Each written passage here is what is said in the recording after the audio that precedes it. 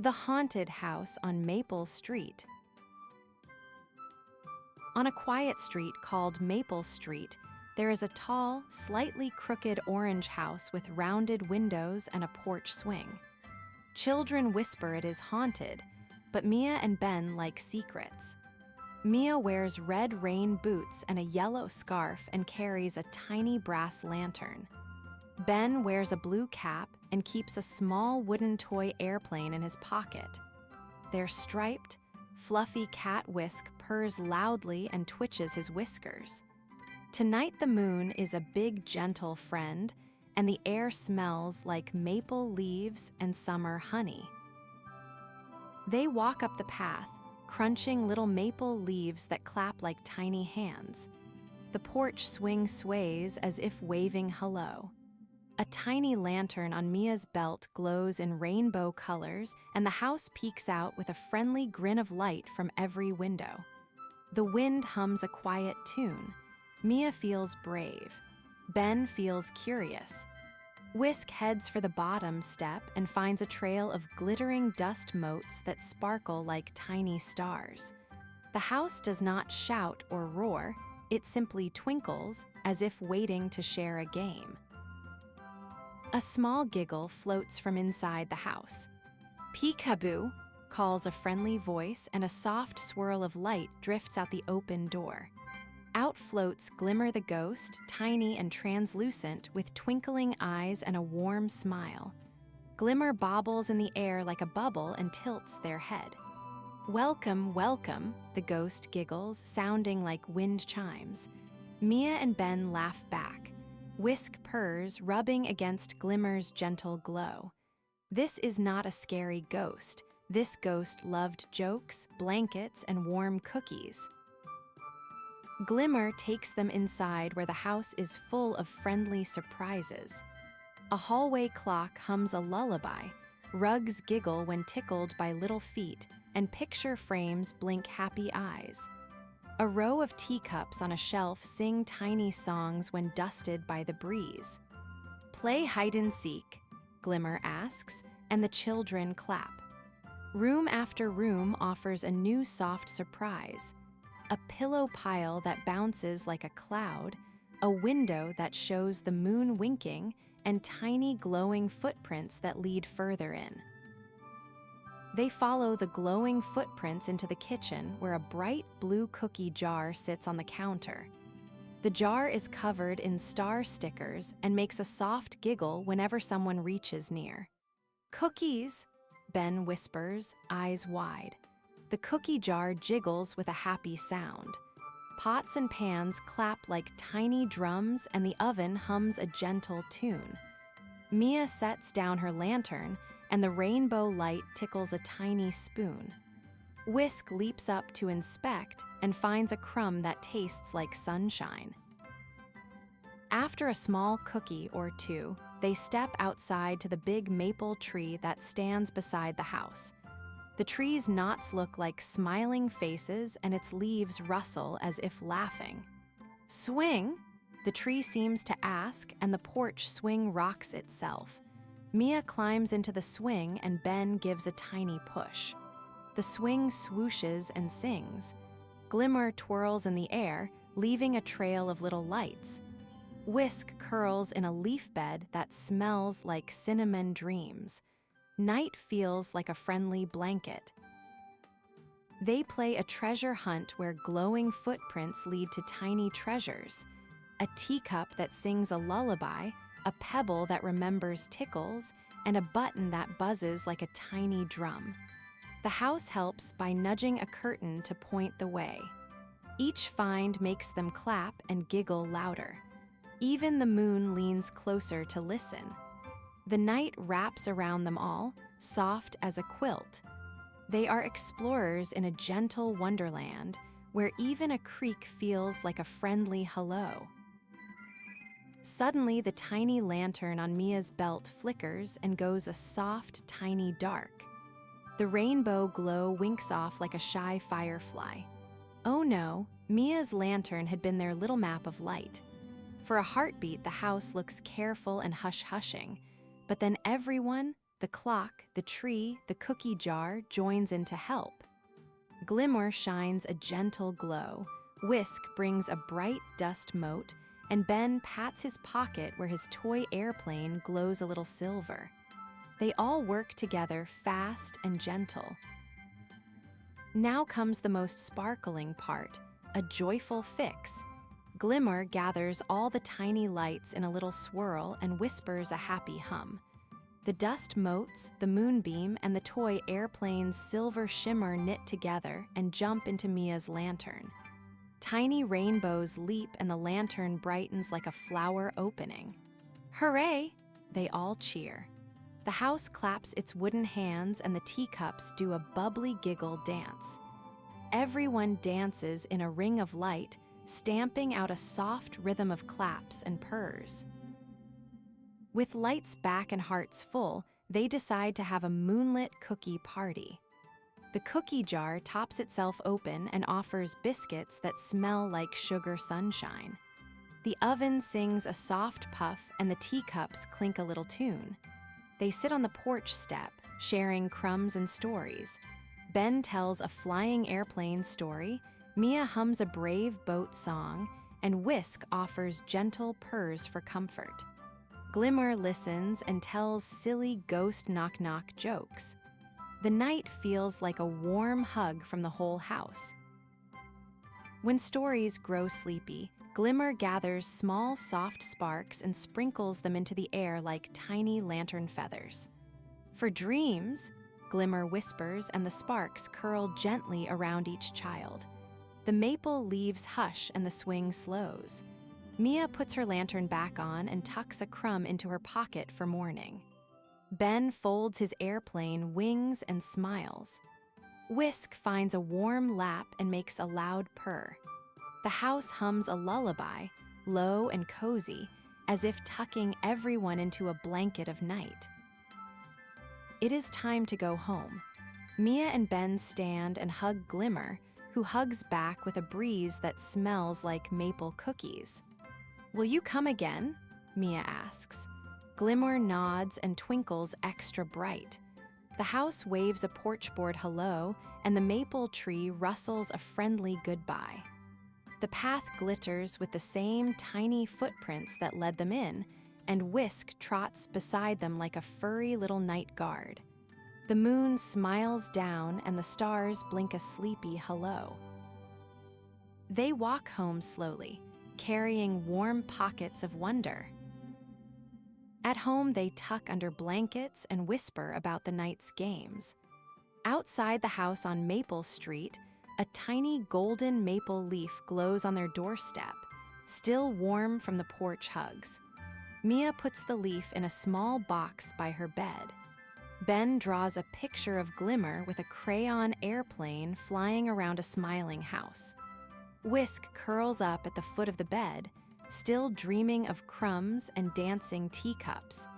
Even the moon keeps watch until eyes grow heavy and soft dreams begin.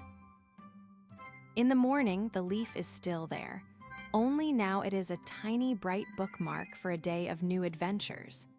Mia and Ben skip to school with pockets full of crumbs and pockets full of secret smiles.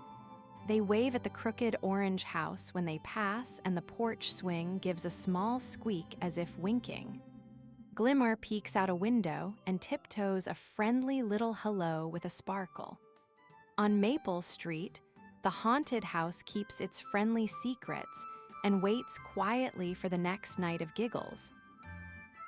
That evening, as the sun slides down, the house on Maple Street looks neither scary nor plain. It looks like a place that knows stories. People who walk by tip their hats and whisper, "There goes the house with the laughing teacups." Children tell each other about the little ghost who shares light, and neighbors sometimes hear a soft chuckle carried by the wind. But mostly, the house simply glows, waiting for small feet and bright lanterns to come back. Magic, they learn, is often just friendly surprise.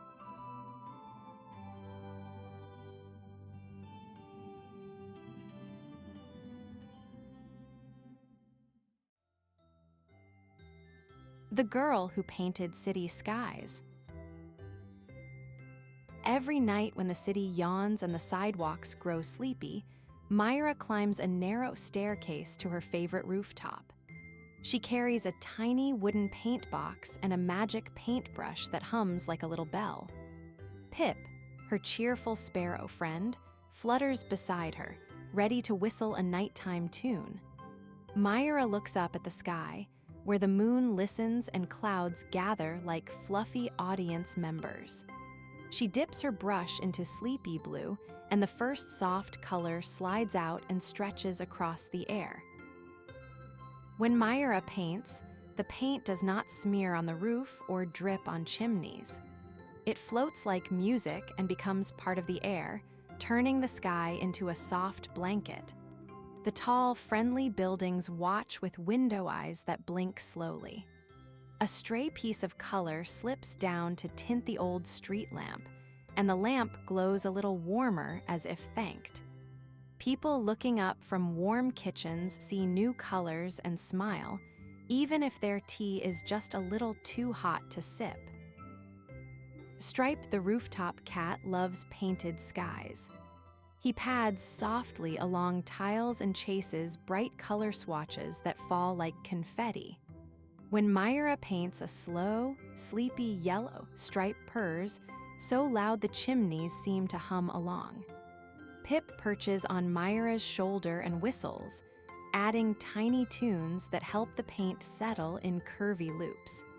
Sometimes the puffy clouds tickle the tops of towers and spill a few painted raindrops that glint like little stars before they vanish. One night, Myra opens the jar labeled Moon, and the paint smells faintly of lullabies. She sweeps the brush and the moon brightens, smiling a silver smile. Windows open little by little as children press warm hands to glass to see the new colors. The magic paintbrush hums more strongly and leaves trails that look like ribbons of night and friendlier stars. Even the dogs 3 streets over wag their sleepy tails, because color seems to tell them it is almost time for dreams. The city loves Myra's paintings. A baker hangs his kettle by the window in admiration. A tram conductor whistles a gentle tune.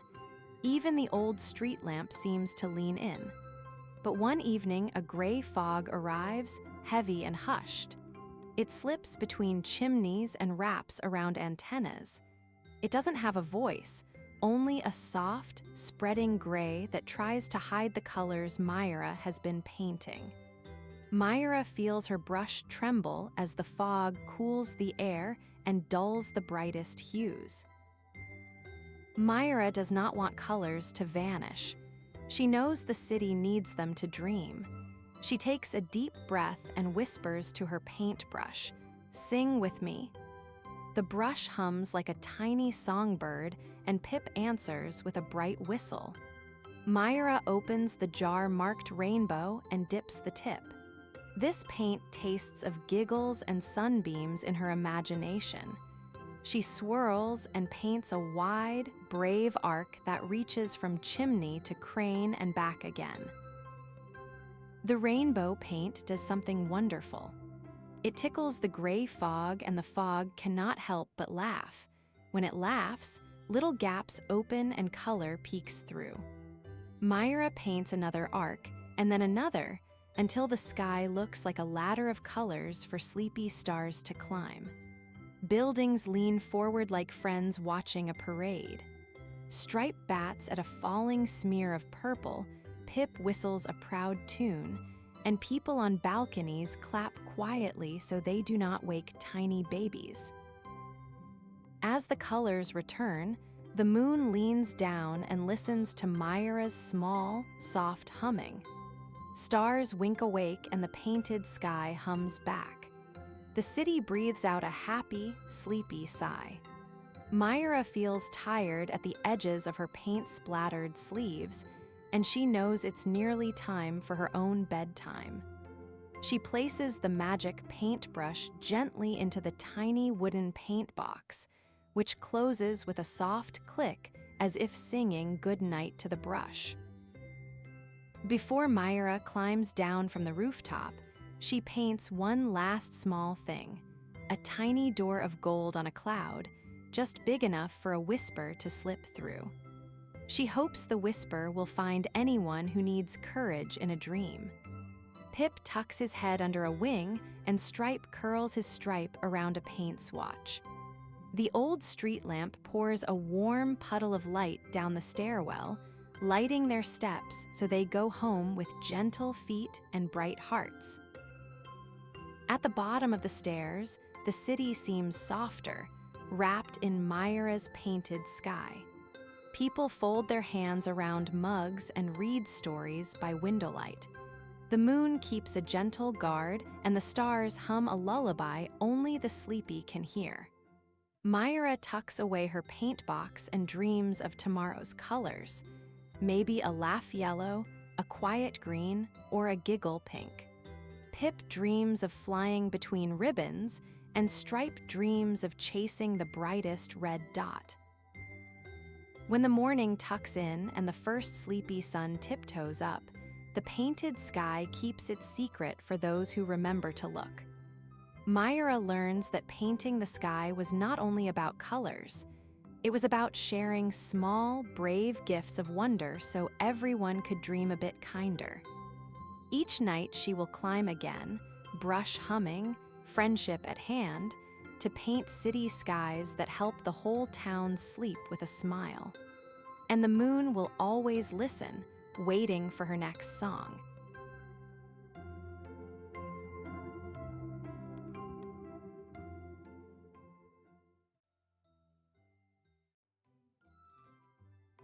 The Little Witch's First Spell. Leela the Little Witch lived in a cozy, crooked cottage at the top of a friendly hill. Her hat was a little patchwork of purple and soft blue, and her braids stuck out like a question mark because she had been thinking all afternoon. Tonight the moon looked like a warm pancake in the sky, and Leela sat at her tiny round table with Pip the cat purring on her lap. She had a spell book, a small velvet pouch of star dust, and a tiny broom that wobbled when it laughed. Leela had never cast a spell before. Her heart felt like a little drum. She was ready to try. Pip blinked his golden eyes and nudged the tiny velvety pouch toward Leela. The pouch made a soft giggle like a sleepy bell, and a sprinkle of tiny sparkles tickled Leela's fingers. She opened the spell book. The pages hummed and flicked like a friendly bird. Words looked like little ribbons, and there was a song rhyme that promised gentle light and a dancing lantern if you blew softly and meant kind things. Leela practiced the rhyme under her breath, tasting the gentle sounds like candy. Pip purred encouragement, and the broom gave a tiny twitch. Outside, the moon watched with a buttery smile while the little hedgehog snuffled at the doorstep, curious. Leela practiced blowing on a single sparkle, whispering the rhyme the book suggested. Her voice was gentle and funny sweet. The broomstick leaned closer as if to listen. Nothing big happened at first, only a tiny shiver of light and a soft giggle from the pouch, but Leela felt proud. Being small and careful felt like a kind of magic, too. Pip danced his paws on the table, impatient for the sparkles to do something more. On her third try, Leela took a deep breath, tipped the little pouch, and let a whispering handful of star dust float out. The sparkles hopped like tiny frogs and caught the rhyme in the air. The spell book hummed louder, and one brave sparkle zipped to the broom tassels and made them tingle. Pip meowed with delight, and the broom gave a surprised little sneeze of dust. A tiny paper lantern on the shelf trembled, then lifted a whisker and floated up like it had been waiting for a friend. Leela clapped, surprised and delighted. The little lantern bobbed and hummed, glowing warm and orange like a friendly firefly. It brushed the moonlight and left tiny glittery footprints in the air. Leela laughed because it sounded like a tiny bell, and Pip chased a floating sparkle that looped like a ribbon. The hedgehog watched with wide eyes and a brave snuffle, thinking maybe this was the best evening for a snack and a spectacle. Leela whispered new parts of the rhyme, trying to guide the lantern gently. The cottage filled with gentle light and hopeful sounds. Emboldened, Leela tried a bigger breath and a kinder line from the book. The lantern listened like a puppy, and 2 more papers on the shelf rose to join the dance, twirling above the table. The broom laughed so hard it nearly toppled, and Pip spun a little somersault on the tablecloth. Leela's voice grew steady as she counted the rhyme like a little song, soft, strong, and gentle. Every word made the lanterns sway in a kindly parade.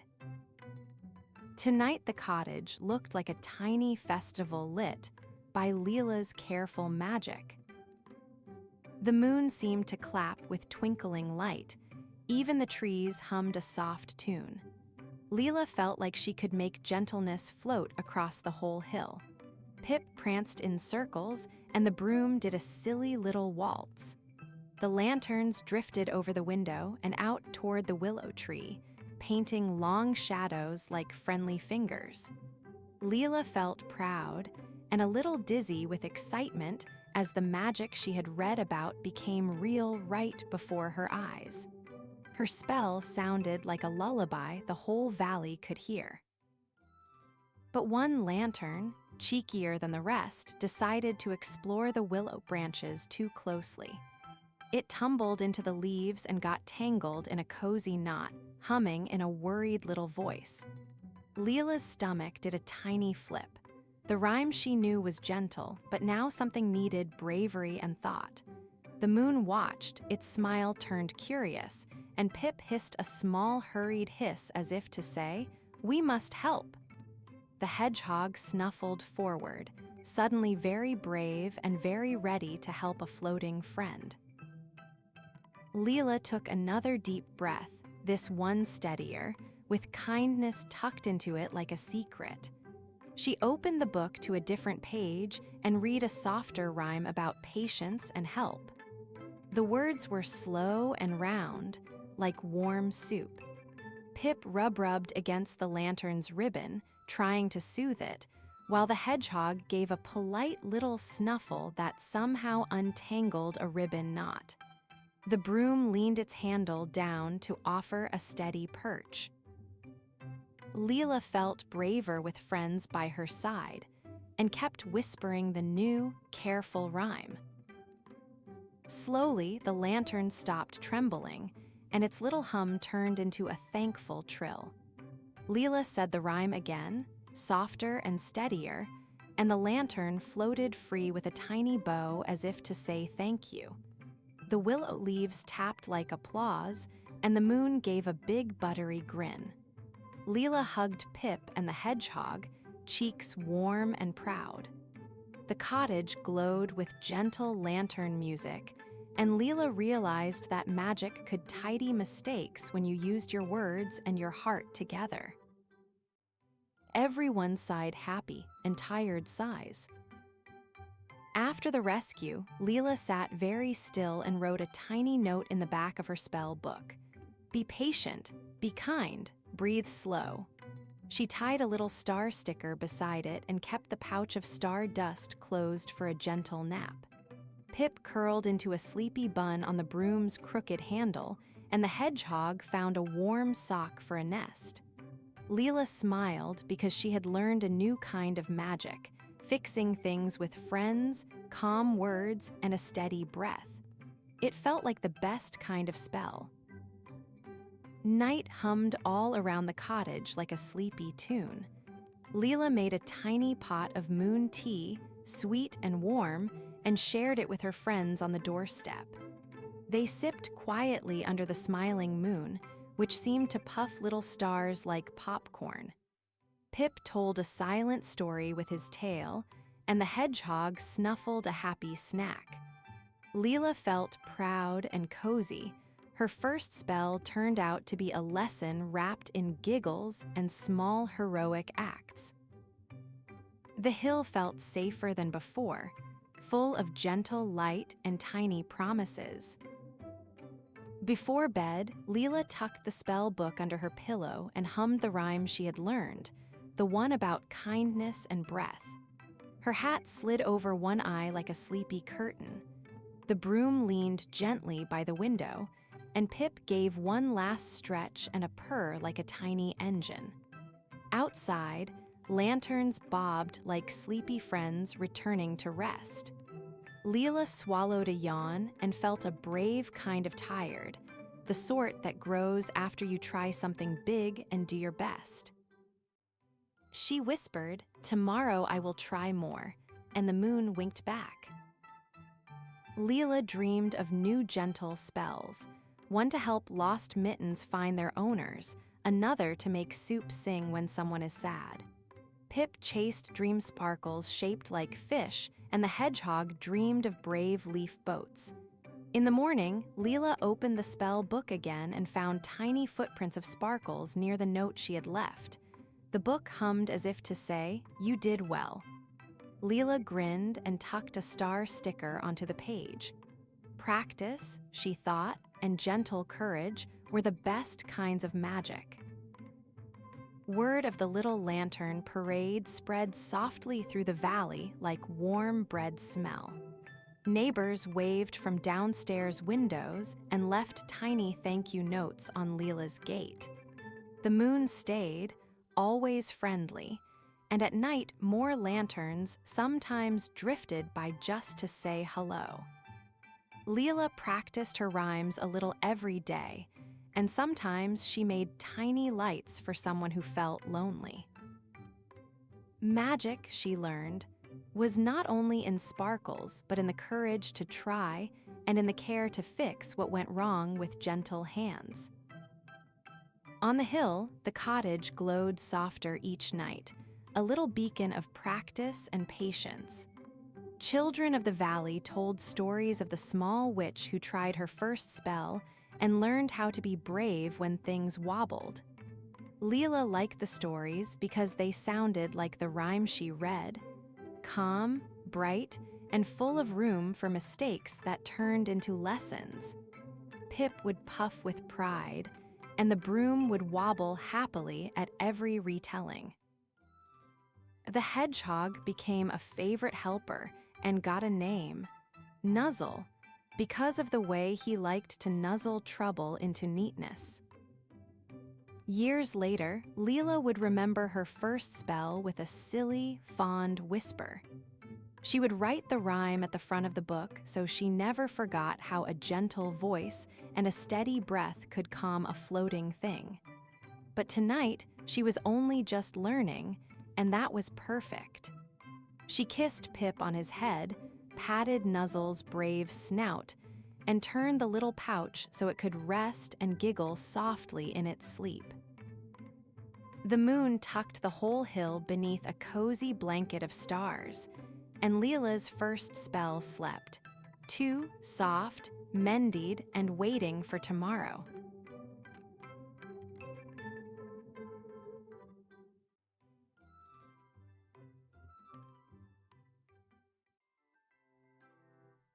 The Little Ghost Who Loved Cake. In a hush of silver moonlight, Little Ghost floated through Cozy Hollow with a happy wiggle. Little Ghost could not taste cakes, but oh, the smells made the tiny glow brighter. Cake smelled like giggles and warm hugs, sugar, vanilla, and tiny cinnamon secrets. Every night Little Ghost peeked in Greta, the cat baker's window, to watch frosting whirl and eggs and flour dance. Greta hummed soft tunes while bowls spun, and Little Ghost clapped its little ghostly hands, delighted by each plop and swirl.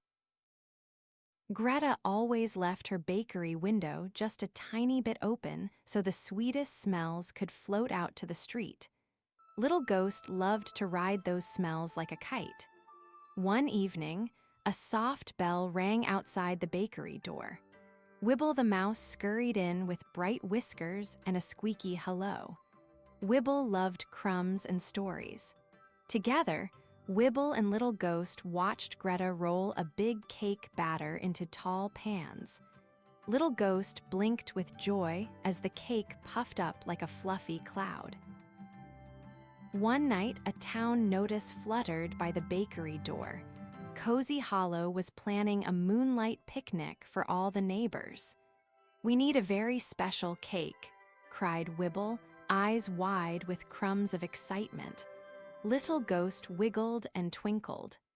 "I can help," thought Little Ghost, though friends knew it could not nibble a single bite. Little Ghost wanted nothing more than to make the picnic perfect for everyone, so it decided to be the helper with the brightest glow. Greta smiled and said, "We'll bake a birthday cake big as the hill." She opened a jar of sprinkles that sparkled like tiny fireworks.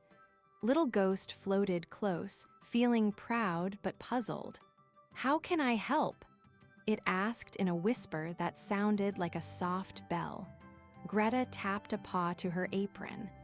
"You can do what you do best, light the candles with your glow, and tell gentle jokes if any candles feel shy." Little Ghost beamed a tiny, ghostly grin. The day of the picnic arrived with the moon smiling wide. Friends carried the soft red and white checkered blanket to the hill. Greta rolled the big birthday cake onto the blanket, frosting it into clouds of white and painting stripes of rainbow inside. Little Ghost floated above and watched every ribbon of icing. Wibble danced with a tiny spoon and tried a crumb with a happy squeak. Even though Little Ghost could not taste, it felt the friends' joy bubble up like the best kind of fizz inside its glow. When Greta lifted the cake to set sugar candle stars on top, the tiniest candle refused to stay lit. "Oh dear," Greta whispered. The friends huddled close. Little Ghost floated forward and blew the gentlest of gusts that glowed warm, not a wind that would blow out candles, but a glow that made tiny flames feel brave. Each candle flickered awake, shining like a row of tiny moons. The birthday cake seemed to sigh in delight, dusted with sparkles that danced like fireflies. As everyone cheered, a sprinkle storm began not from the sky, but from Wibble's clumsy spill of the jar. Sprinkles hopped and twinkled across the blanket like confetti. Little Ghost laughed with a tinkling sound that made the sprinkles shimmer different colors. "A sprinkle dance," Greta sang, twirling a spatula. Little Ghost fluttered through the dancing sprinkles, feeling like it could taste color itself when friends smiled. The air smelled even sweeter now, with cinnamon and moon sugar that made tiny hearts skip. Just then, a little kitten from down the lane arrived late and timidly asked if there was room at the picnic. Her name was Minka and her whiskers trembled.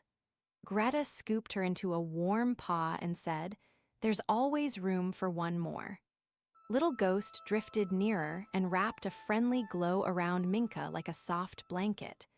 Minka's eyes sparkled, and she purred like a little bell. Everyone at the picnic felt cozy and full of kindness, the sort of sweet that tastes like friendship.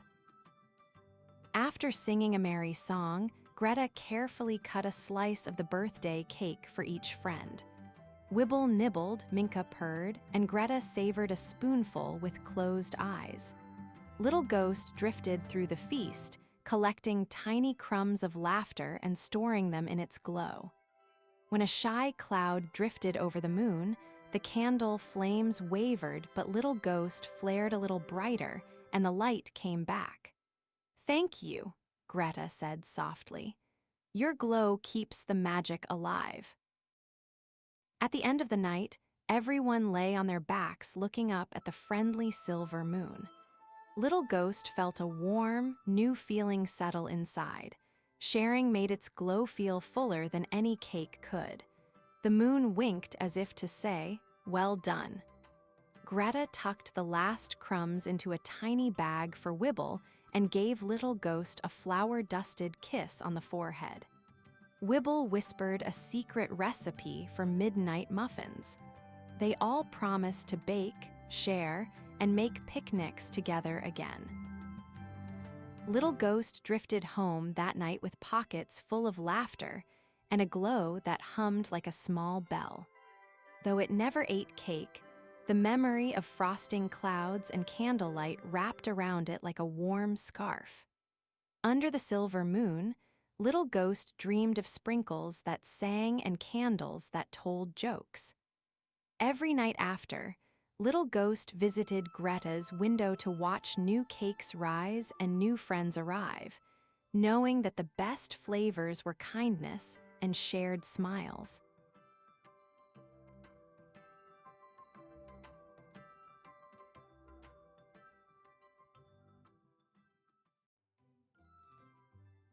The Midnight Fairy and the Star Dust.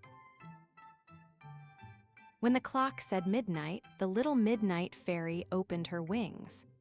The garden was silver and sleepy, and the moon hummed like a lullaby. In her pocket, she felt something small and warm. It was a jar of star dust, all twinkly and quiet. She held it up and watched specks float like tiny fireflies. The fairy smiled and whispered, "Tonight we will find one small star who needs a sparkle." Her lantern glowed softly, and she tiptoed into the dark flowers.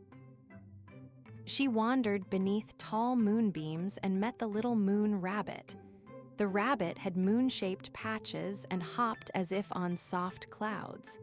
He twitched his nose and asked, "Where are we going with a jar that sparkles?" The fairy knelt and showed him the glowing specks. "A baby star lost its shine, and we will help," she said. The rabbit wiggled his ears and decided to hop along. Together, they padded through petals that whispered good night. Far above, a sleepy cloud drifted down to listen. It hummed a low song that smelled like lavender. "I can carry you higher if you need, little ones," said the cloud in a voice like wool. The fairy thanked the cloud and set her silver lantern so it shone like a friendly moon. The rabbit climbed on the cloud's soft back, and the fairy tucked her jar beside the lantern. The sky felt snug, and the flowers below looked like tiny candles. The cloud carried them past twinkling trees until a little door appeared on a mushroom. A tiny brass key hung on a stem like a dewdrop. "Oh, a key," whispered the fairy. She used the tiny key to unlock the mushroom door and peeked inside. There was a little map that showed where the baby star might be hiding near the tallest tulip, beyond the pond of mirrors. They all held paws and wings and floats and set off, each heart full of a small, brave glow. Past the pond of mirrors, they met a playful shadow cat. At first, the cat made long, silly shadows that twirled and giggled. It jumped and tried to bat the floating stardust, scattering sparkles like confetti. "Careful," said the fairy, but she laughed because the cat's tricks were not mean. The cat led them in a little dance, and every time a sparkle landed on a flower, the flower opened a tiny, cheerful mouth to sing. The garden sounded like a bedtime parade. When the map's arrow pointed to the tallest tulip, the baby star was so small it looked like a shy pebble of light. It trembled and blinked faintly.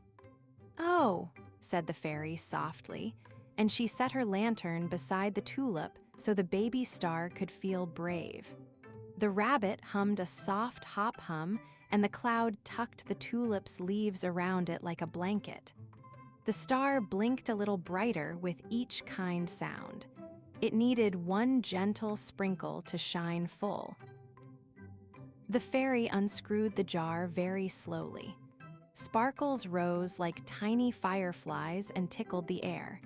She closed her eyes and hummed the moon's lullaby. Then she tipped the jar, 1, 2, 3 soft sprinkles fell like soft rain. The baby star shivered and then giggled a tiny twinkle. "Shimmer," it whispered. The rabbit clapped his paws and the cloud blew a gentle breeze that turned the stardust into soft ribbons of light. The garden clapped too, in its own leafy way. Suddenly, the baby star popped into a bright, puffy ball of light and giggled a tiny sky giggle. It wiggled like a dandelion seed and launched gently into the air. "Goodbye, little one," they called, and the star bobbed higher and higher. The fairy waved her lantern and the rabbit hopped in a happy rhythm. The cloud puffed out a big, proud smile. Even the flowers danced as the baby star found its place between other twinkles, practicing its new sparkle. But a little gust blew the baby star the wrong way, toward a shadowy nook. Oh, the star's glow flickered small again. The fairy and friends did not worry. The shadow cat leapt, not to play this time, but to nudge the star back with a velvet paw. The cat's shadow wrapped the star like a soft glove and pushed gently. Everyone cheered when the star righted itself and rolled back toward the moon's warm, cupping hands.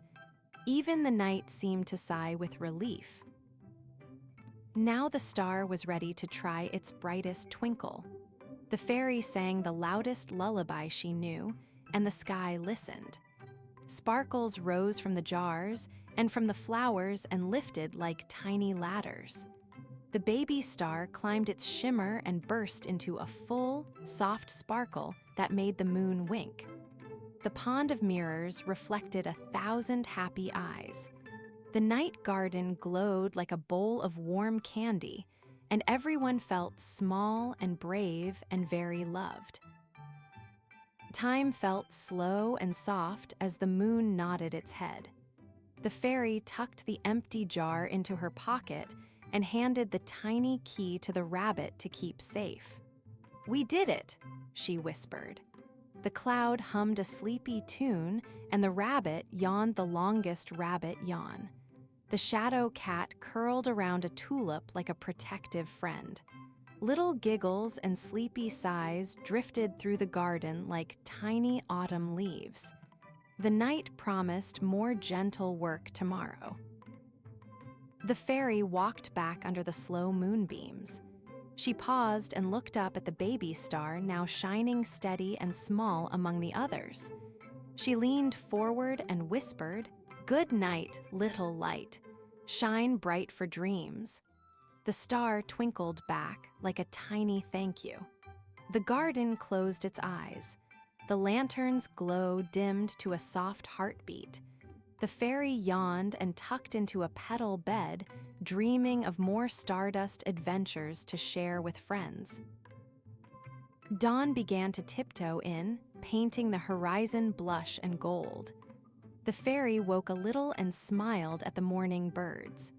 "We helped a star and shared stardust," she hummed, brushing dew from her wings. The little moon rabbit stretched and hopped toward his burrow.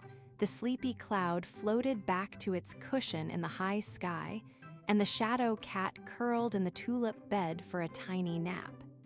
The garden kept aglow, just in case someone else needed a sprinkle. As the day opened, the fairy kept a single speck of dust on her fingertip, like a promise. She whispered, "When night comes, we will visit again." The flowers nodded their sleepy heads, and the moon waved goodbye. The garden was very small and very big at the same time, where little things and big dreams could meet. The midnight fairy tucked her lantern away until bedtime and hummed, knowing the sky would need friends who remember to sprinkle stardust and share tiny lights.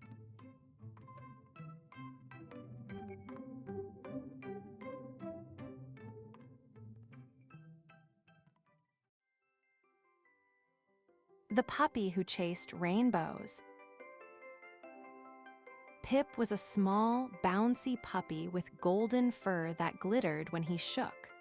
One morning, after a soft spring shower, Pip looked out the kitchen window and gasped.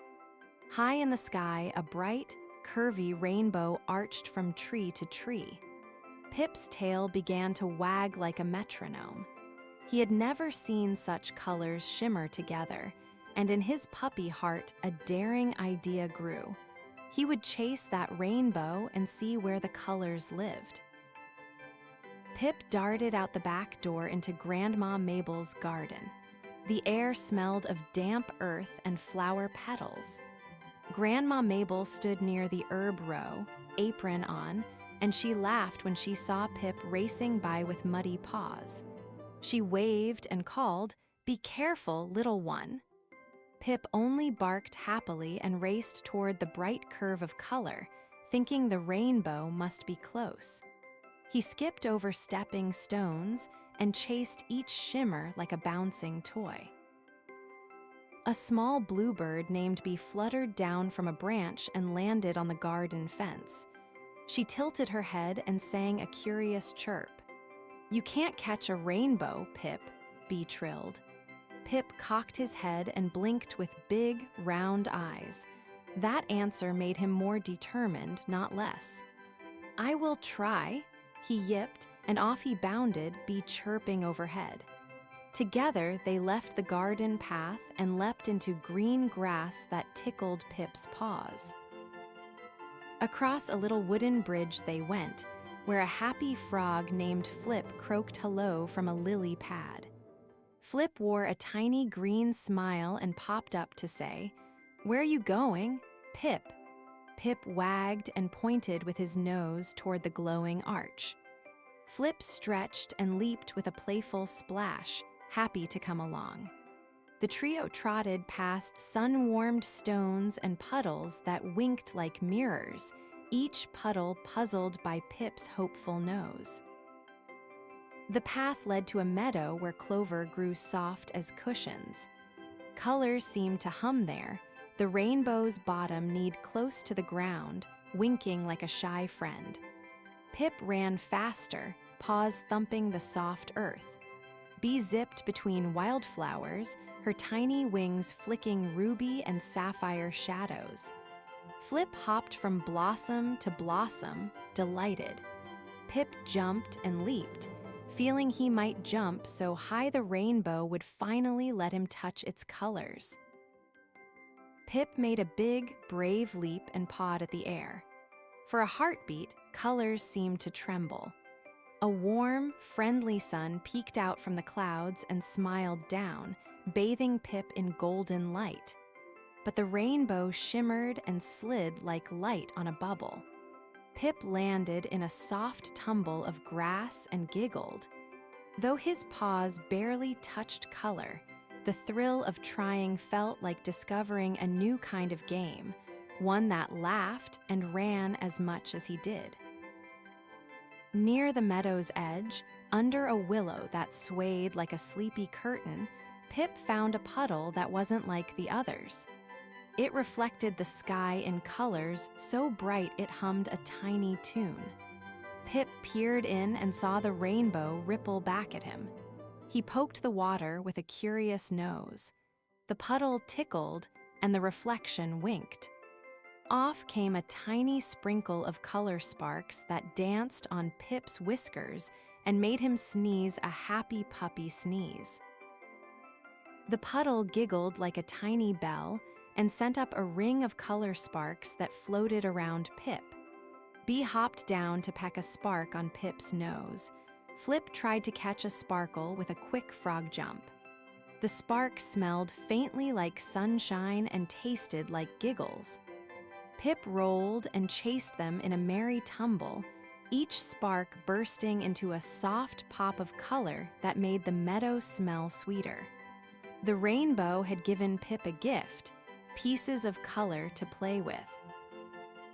Suddenly, the sky let out a soft, sprinkle song and tiny raindrops began to fall again. They tapped the leaves like a lullaby, and each raindrop made the little color sparks shimmer into teeny rainbows that danced around Pip's ears. Pip shook himself like a small windmill and watched the droplets scatter in 1,000 tiny arcs. The meadow became a twinkling place where many small rainbows lived close to the ground and near each friendly nose. Pip paused and breathed in the moist, sweet air. He realized something soft and new. While the faraway rainbow arched high and proud, these little rainbow boughs at his paws were bright, real, and close. He could sniff them, nudge them, and sit inside their tiny glow. Pip nosed a little rainbow into a sunbeam and watched it warm like a cookie. He barked a delighted puppy bark, because this kind of rainbow was all around him when he stopped to look. At that moment, Grandma Mabel found them, wiping muddy hands on her apron and smiling wide. She wrapped a soft towel around Pip's damp fur and hummed a cozy tune. "Did you find the rainbow, Pip?" she asked. Pip pressed his nose into the towel and wagged, bursting little happy yips. Grandma Mabel scooped him up for a gentle cuddle and offered tiny warm biscuits for everyone.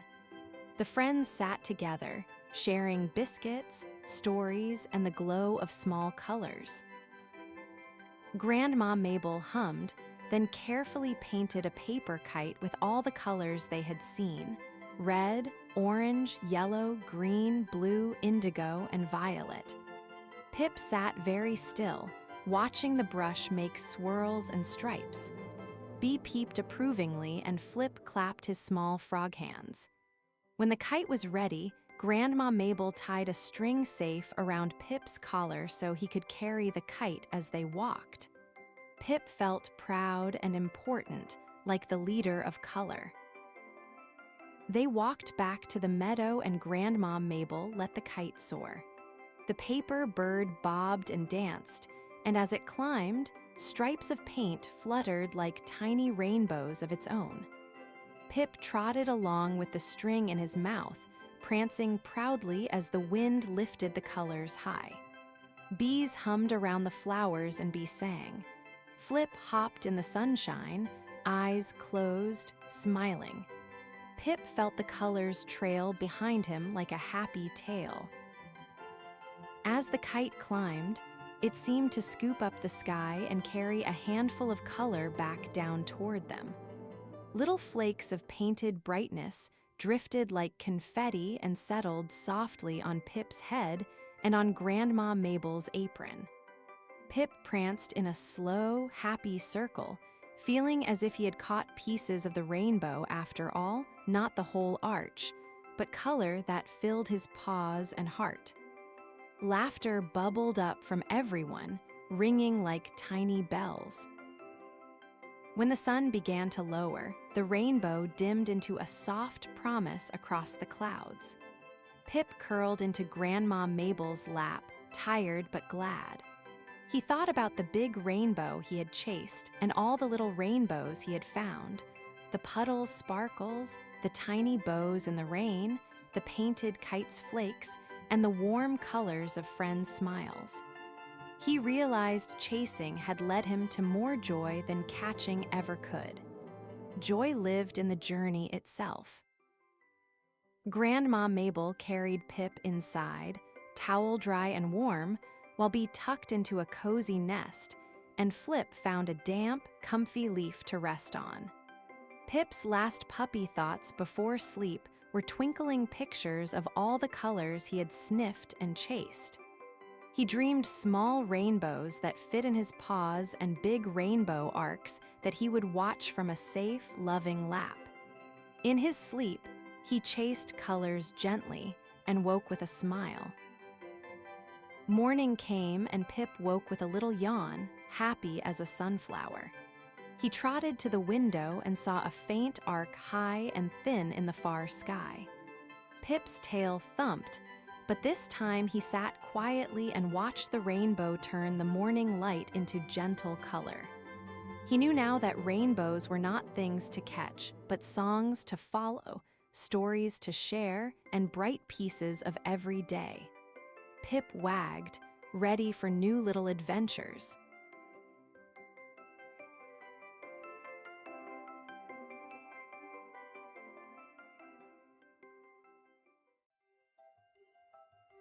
The secret of the old mill.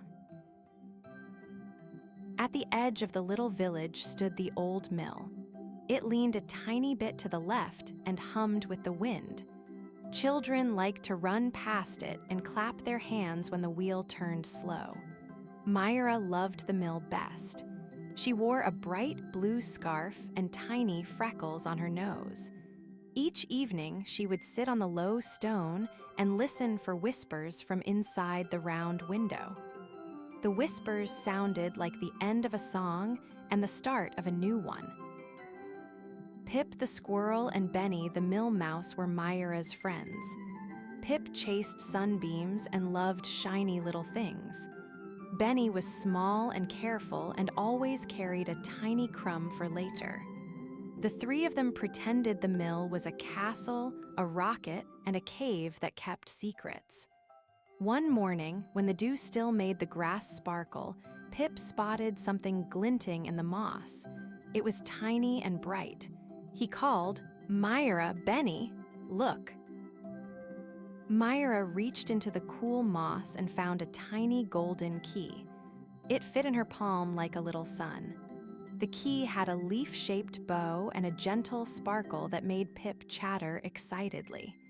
Where did it come from? Myra wondered. Benny sniffed it with tiny whiskers and squeaked once. The key hummed softly and felt warm. It looked as if it wanted to find a special lock, so Myra held it up to the mill, and the round window seemed to blink as if listening. They walked all around the old mill to find a lock the key might open.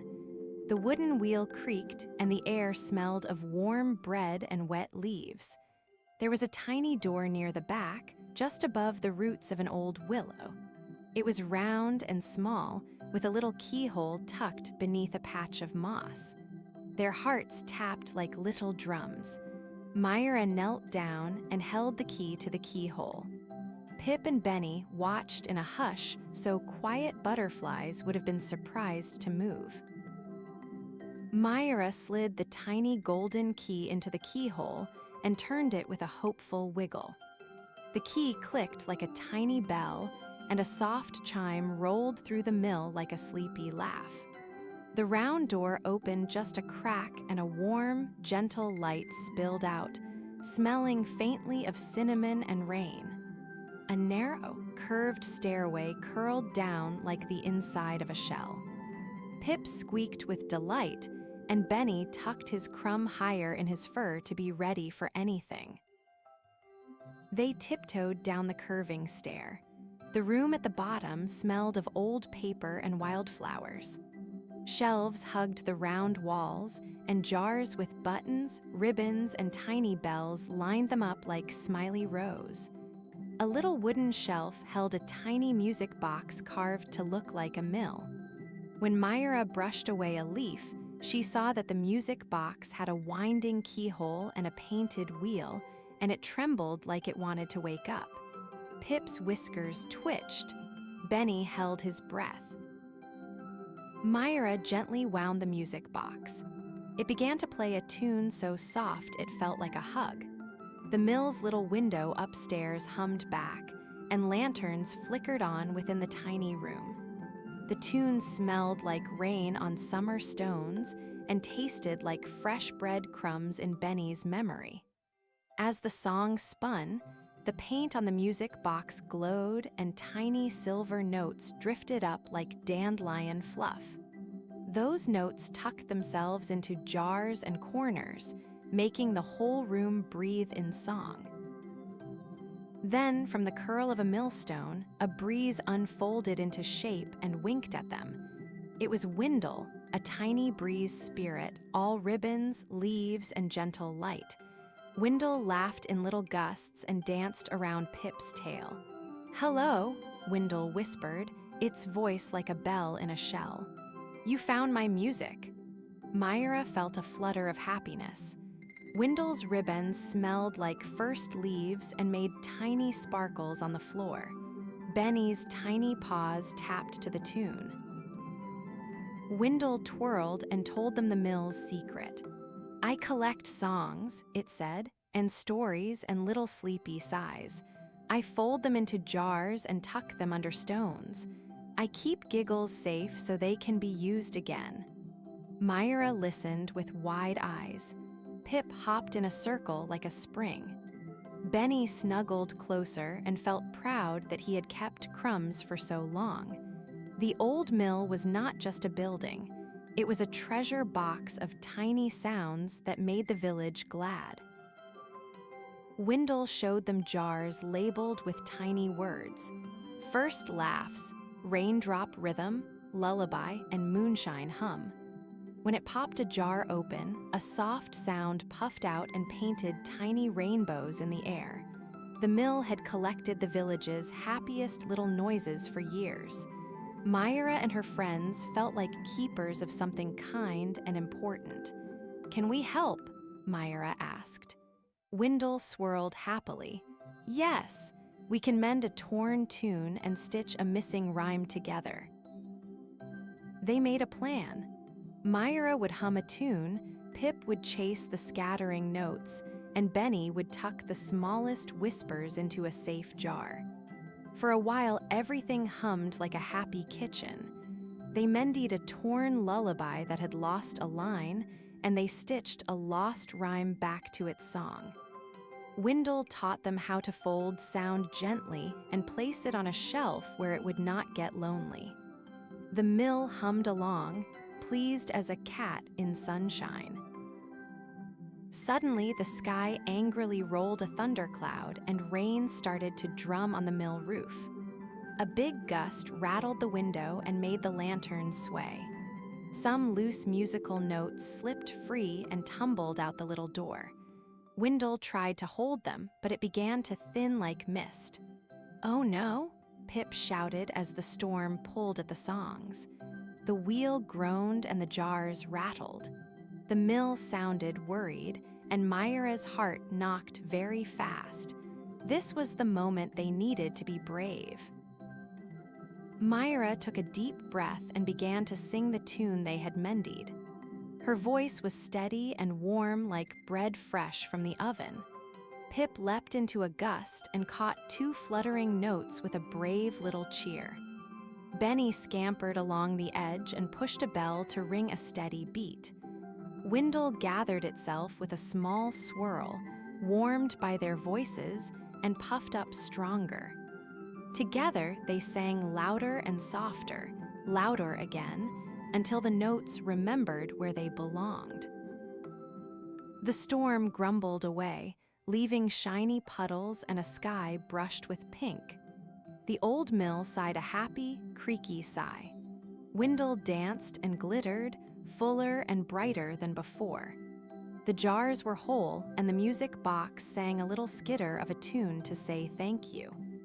Wendell tied a tiny ribbon around Myra's scarf and gave Pip a small leaf to keep, and Benny a crumb that tasted like honey and sunshine. They all felt the gentle hush of a day saved by friends. From that day on, the mill kept its secret happily, but it also opened once in a while for quiet visitors. Myra, Pip, and Benny would come to listen and to help Wendell gather new sounds.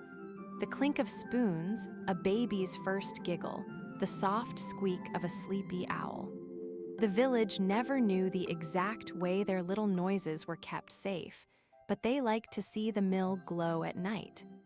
Myra would smile and tuck her hand into her scarf where the tiny key sometimes hummed. When bedtime came, Myra would say goodnight to the old mill and to Wendell. "Keep our songs safe," she would whisper, and Wendell would swirl like a sleepy ribbon and promise to do so. The music box sat on its shelf and hummed a little lullaby that smelled of moonlight. Pip curled around a tiny acorn, and Benny tucked his crumb under a leaf. The mill hummed softly in the dark. The secret was not a secret meant to hide, but a gentle promise to guard the small, bright things that make life kind. And sometimes, on wind-breath nights, the village kids would hear a whisper of a tune and hum along without knowing why their toes wanted to tap. That was the old mill sharing a sprig of its secret with everyone. Myra would look up at the mill and smile, knowing that some treasures are kept for sharing. The mill would wink its round window, and the sparkling stream would add a little sparkle to the song. The secret stayed secret enough to be special, but bright enough to make nights sweet.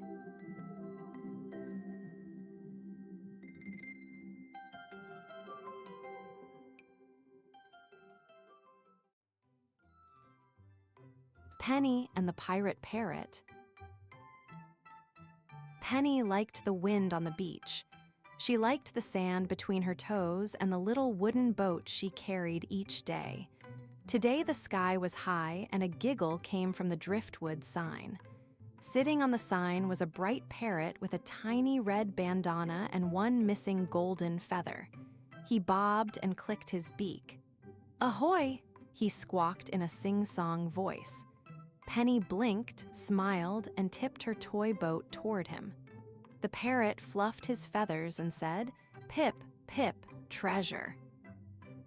Penny laughed and sat down in the sand to listen.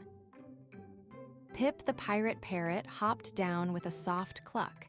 He picked up a tiny, crinkled paper with his beak and nudged it toward Penny. The paper rolled open and showed a little map with a red X, wavy blue lines, and a picture of a smiling shell. "Follow the giggle, follow the sand," Pip chirped, tapping the map with his wing. Penny's eyes grew wide. She loved maps. She loved giggles. She folded the map into her pocket, took her boat, and whispered, "Shall we, Pip?" Pip replied with a happy squawk, and they began to walk, tiny footprints in the warm sand. They walked past a puddle that shone like a little mirror. Penny set her toy boat in the water and Pip tapped the tiny sail, making it sing. A shell on the shore opened just a bit and hummed a soft tune. "Hello," the shell whispered. It liked songs, it liked friends, and it gave them a clue. "Follow the laughing gull to the sleepy cave." Off they went, Penny carrying the boat and Pip flapping with excitement. The gull above giggled and danced in the breeze. The beach felt as if it were clapping along with them. The laughing gull led them along a path of smooth stones. Each stone had a tiny sparkle, like a star caught on the shore. A friendly orange starfish waved a little arm and pointed down a narrow way between two dunes. This way," it hummed in a tiny voice. Penny thanked the starfish and tucked the map back into her pocket. They passed seaweed curtains that brushed their knees and a small rock pool where silver fish peeked up to say hello. Pip preened and repeated the fish's bubbly whispers, and Penny grinned at the busy sea friends. When they reached the sleepy cave, the entrance yawned like a big mouth made of shells. The cave smelled of salt and warm sand. Inside, the light was dappled and warm, and little glowing pebbles lined the path. A tiny fiddling crab sat on a rock, stroking a small violin and humming a slow tune. He stopped and winked at them.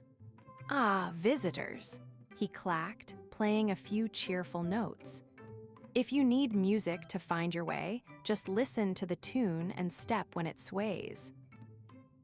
Penny tapped her foot and followed the melody, fingers holding Pip's soft wing. Deeper in the cave, a gentle breeze whooshed past and made a little bell of shells chime. The map in Penny's pocket felt warm, and when she opened it, a new drawing appeared, a tiny hill with a single tall dune and a golden shimmer on top. "The golden feather," Pip croaked. He puffed up, almost glowing with hopeful excitement. Penny clutched the map and hopped across stepping stones of sand. They climbed the short sand hill together, laughing as the wind ruffled Penny's hair and tickled Pip's feathers, until both of them couldn't stop giggling. At the very top of the dune, a tiny bird's nest sat tucked into the sand like a secret. There, half buried in soft shells, was a single golden feather that shimmered like a small sun. Pip's eyes widened until they glowed like two tiny lanterns. He hopped up, and gently picked the feather. It felt warm and made a whispering sound, like a lullaby from the sea. Pip pressed the feather to his chest and remembered a cozy island where he once learned to sing. Penny clapped softly. The feather was more than pretty. It felt like home. Suddenly, the sand nearby shifted and a small cloud of giggles floated up. A tiny pirate, gentle as a whisper, peeked from behind a rock. He wore a floppy hat and a smile, and his eyes searched the sky. He looked a bit lost. "Oh, my hat," he sighed. Penny noticed it was a very familiar hat, woven with tiny shells and a faded ribbon. The gentle pirate's voice was soft and a little shaky. Pip flew over and offered the golden feather. The pirate's eyes lit up. "My hat, my song." He sang, thanking them with a grateful little bow. The pirate sat and told a quiet story of long ago when he learned to whistle with the waves. He had been looking for his lost hat and a song to remember. Pip listened, feather tucked close, and Penny listened with both hands cupped to her ears as if catching notes. The pirate hummed a little tune, the fiddling crab added a soft violin, and the shell chimes answered. Together, they made a gentle song that sounded like sea wind and bedtime. The cave smiled, the pebbles glowed, and everyone felt snug and brave all at once. When the song finished, the pirate tapped his hat and found a tiny drawing sewn into its ribbon, a little chest with a heart. "Maybe the real treasure is what we make together," he smiled. Penny thought of all the laughs, the music, and Pip's remembered island. Pip tucked the golden feather behind his wing and gave a proud parrot strut. The pirate led them to a small patch of sand where a tiny sparkling chest sat half-hidden beneath a pile of shells.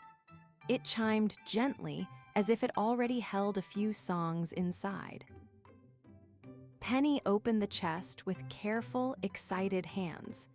Inside were shiny shells that sang when touched, a small mirror that made everyone smile, soft ribbons, and a handful of bright marbles that rolled like tiny planets.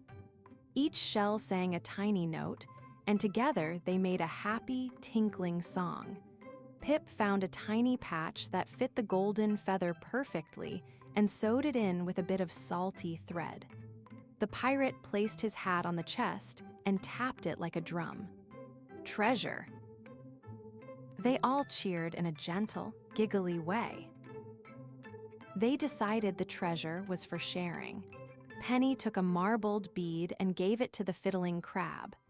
The crab danced and played a sprightlier tune that made the pebbles sparkle. The starfish received a shiny shell and made it glow brighter on her rock. Pip tucked the golden feather into his wing where it would be safe and warm. The pirate tied a ribbon around his hat and declared the beach the Friends' Cove, a place for songs and kind things. Penny felt her heart tingle like the tiny bells in the cave. The sun began to bend toward the ocean like a sleepy orange ball. Shadows grew long, and the sea turned a soft, sleepy blue. Penny gathered her toy boat and tucked the map gently into her pocket. Pip hopped on her shoulder, feather catching the last golden light. The pirate waved his hand and promised to listen for their songs whenever the wind came singing.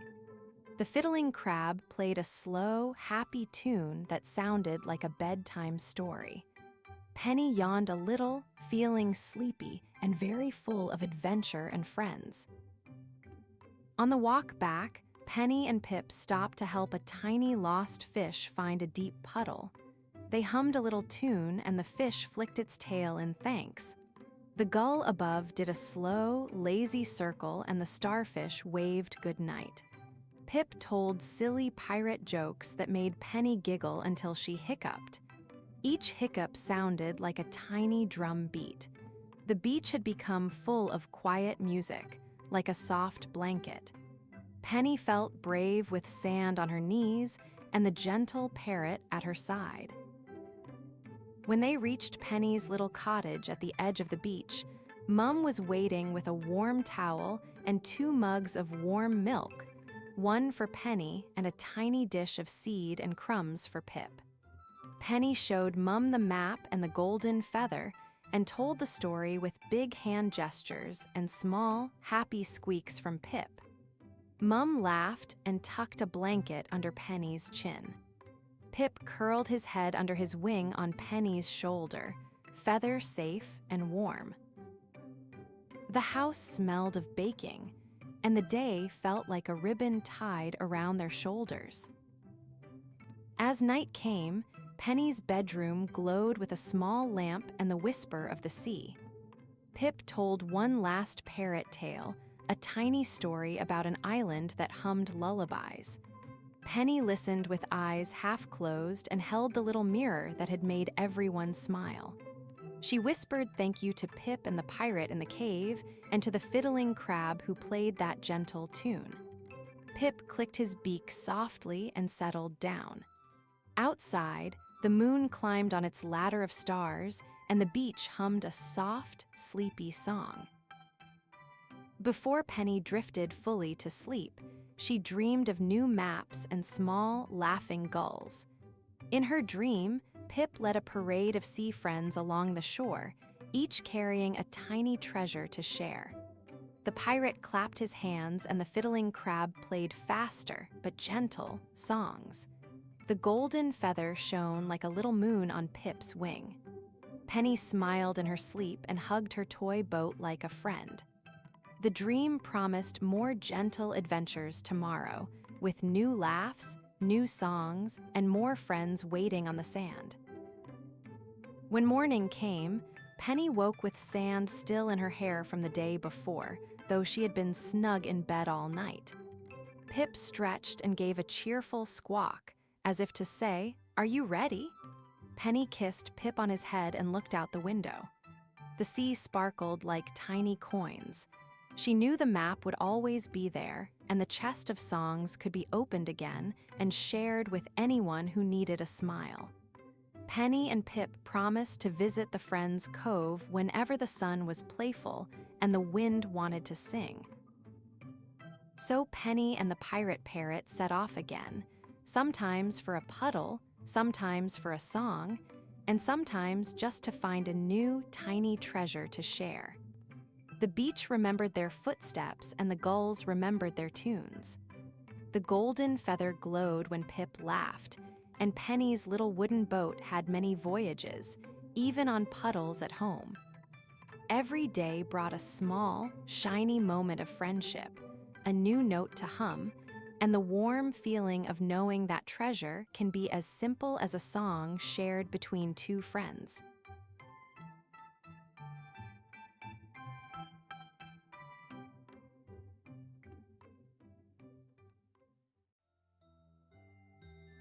The Dolphin Who Saved a Whale. Dolly the dolphin loved the warm sea. She zipped and zoomed under shiny waves, leaping high and singing little bubbly songs.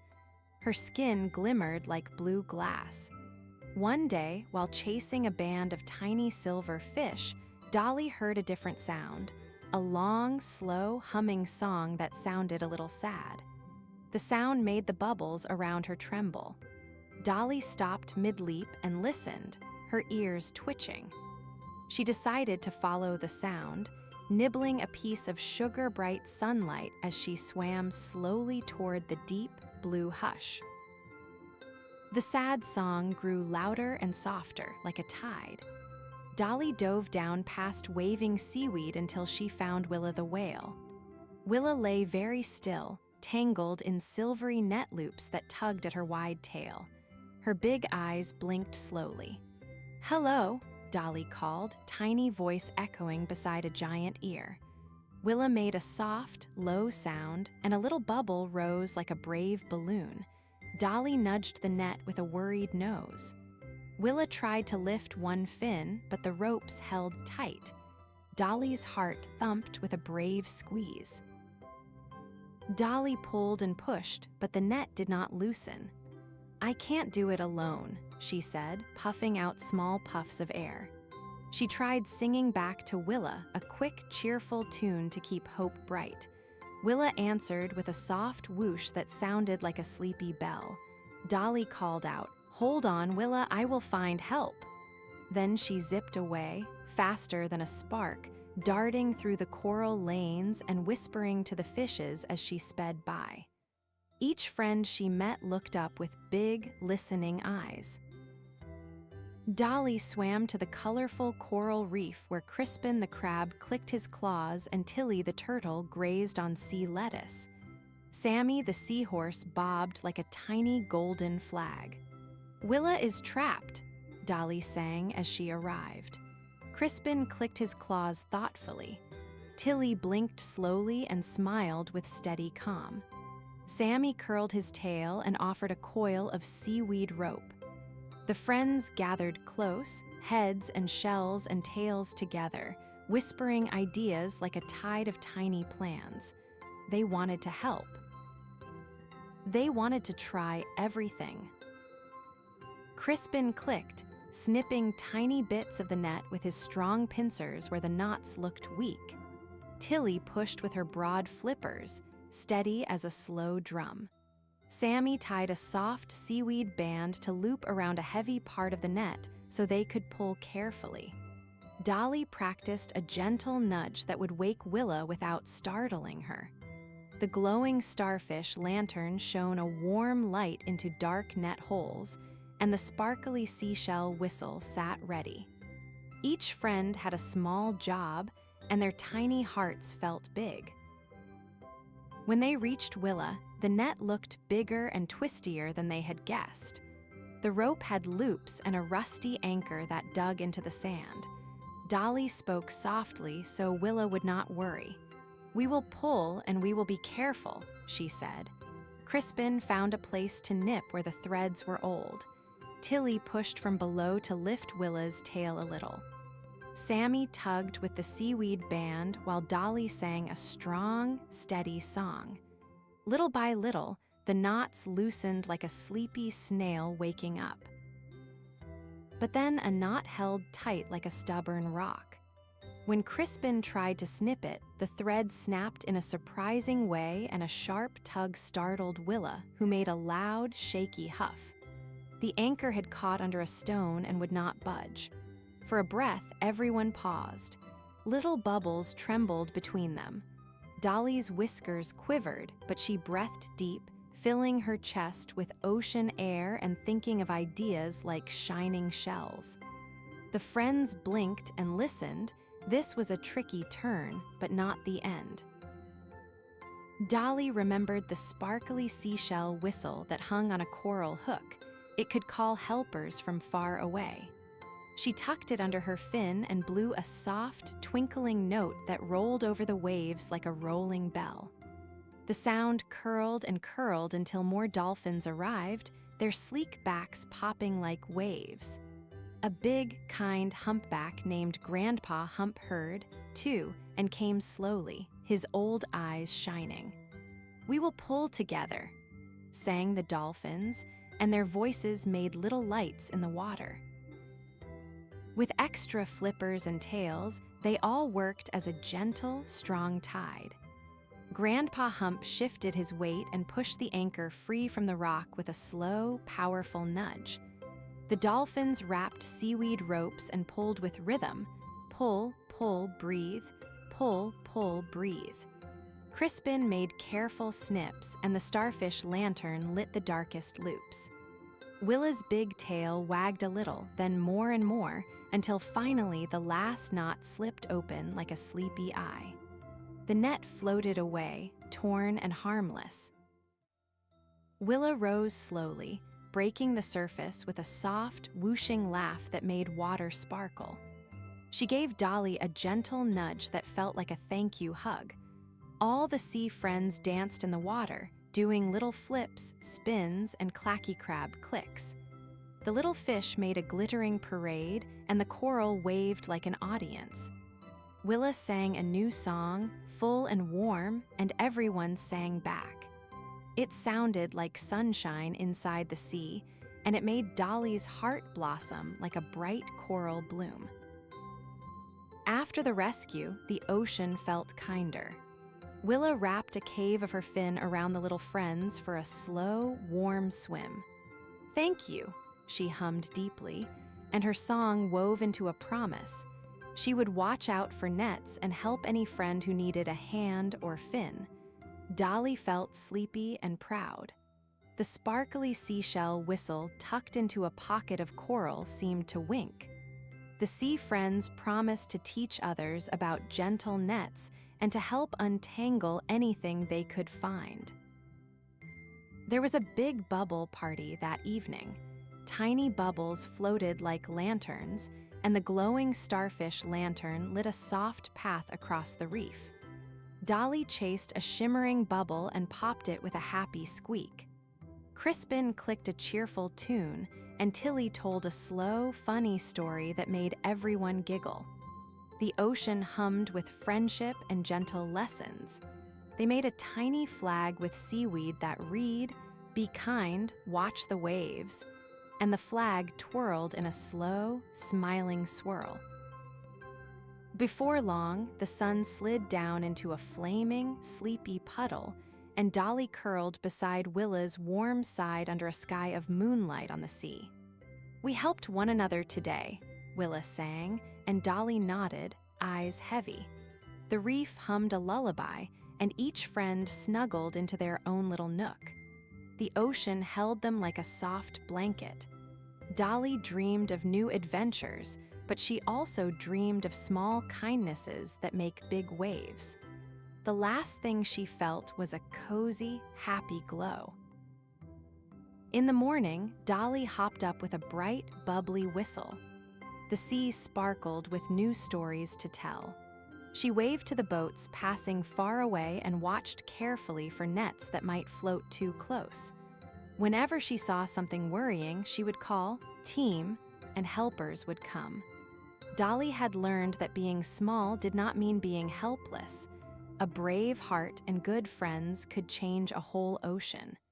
And every time she passed Willa, they shared a secret, sleepy smile, remembering the day they saved each other.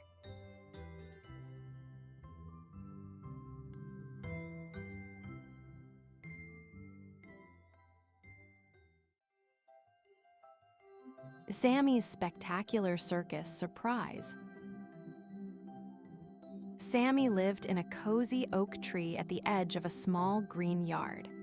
One sunny afternoon, while collecting shiny pebbles, Sammy spotted something different, glitter twinkling under a pile of autumn leaves. He brushed the leaves aside and found a tiny golden ticket with a little moon on it. The ticket smelled faintly of sugar and whispered of surprises. Sammy's nose wiggled with excitement. His little heart buzzed like a jar of busy bees. He tucked the ticket behind his ear and hurried to tell someone, imagining bright colors and music. Sammy scampered to his friend Millie's tiny doorway. Millie, the mouse, loved surprises and shiny things. When Sammy showed the ticket, Millie clapped her paws and blew a cheerful whistle that sounded like a bright bell. Together, they read the tiny letters, "Backyard Circus tonight. Bring friends." Millie's sparkly hat tipped jauntily as she imagined costumes and tiny drums. They hopped, twirled, and decided to invite everyone. They scribbled little notes and left them on the oak and the garden fence, their giggles echoing like tiny bells. Benny the bear cub found his invitation tucked under a pile of soft leaves. Benny loved balancing and big hugs, so he practiced wobbling on a log right away. Tilly, the stripy kitten, pounced into the garden chasing a bouncing balloon and squealed when she saw the paper. Ellie, the baby elephant, who lived near the pond, trumpeted softly and put on a flower garland. Professor Popcorn, the clever raccoon, polished his popcorn cart and tied a bow. Everyone buzzed with plans and promises, juggling, hoops, music, and a very special surprise. They worked all afternoon under a blue sky. Millie taught everyone how to bow like a tiny ringmaster, and Sammy helped hammer little wooden signs that read Sammy's Spectacular Circus. Benny practiced balancing cups and a tiny barrel, wobbling and tumbling into giggles. Tilly learned to jump through a bright ribbon hoop while batting a little drum. Ellie practiced a gentle trumpet that made butterflies flutter, and Professor Popcorn tested the popcorn maker, Pop. Pop, so sweet kernels danced in the air. They taped up ribbons and hung lanterns, tails and whiskers twitching with joy. As the sun lowered and painted the sky in pinks and purples, they set up a small red and yellow big top tent. It wasn't tall like circus tents in storybooks, but it shimmered with lanterns and made a cozy round stage. Balloons bobbed and a tiny drum sat by the entrance. Sammy tied the shiny ticket to a string and hung it above the door like a golden bell. Friends and neighbors, small hedgehogs, friendly robins, and curious frogs gathered on blankets. The yard hummed like a hive of happy sound and tiny applause. Rehearsal had hiccups. Benny tried to balance 3 juggling balls but sneezed. Balls flew like tiny planets. Tilly's hoop tangled in streamers, and Millie tripped on a ribbon while pretending to be very stately. Ellie sneezed confetti, which made everyone cough and then laugh until they cried little happy tears. Professor Popcorn saved the moment by tossing popcorn into the air like confetti, too.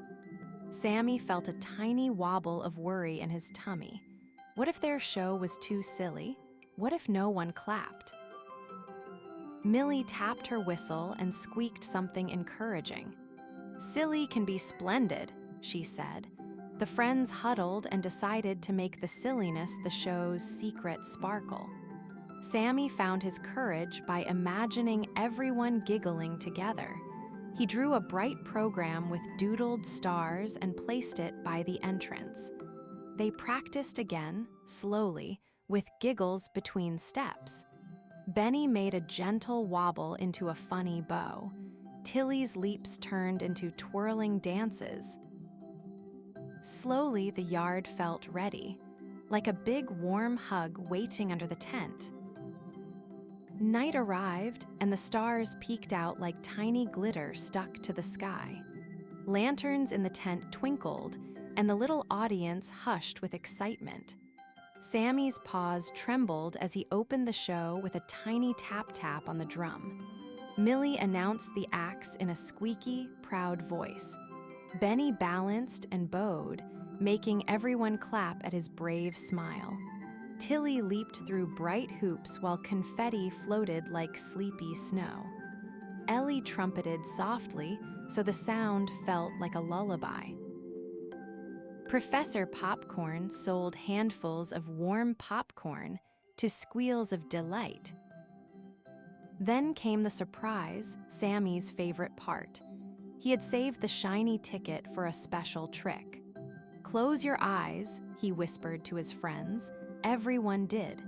Sammy climbed a tiny ladder, tied the ticket to a string, and let it soar up into the tent roof. As the ticket fluttered, the lanterns blinked just so, and a soft moonbeam, like a silver ribbon slipped through a gap in the tent, turning the ticket into a little shining star. The whole yard gasped and then shouted with glee.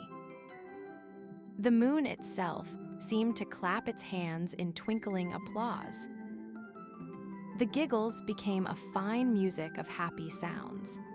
Sammy felt his tummy buzz into a warm, brave feeling. He led a tiny parade around the tent, Millie perched on a mini drum, Benny wobbling proudly, Tilly prancing, Ellie spraying a gentle confetti shower, and Professor Popcorn tossing popcorn like tiny stars. Neighbors cheered, frogs croaked funny rhythms, and the robins chimed in. The show didn't need perfect tricks, just bright hearts and friendly faces.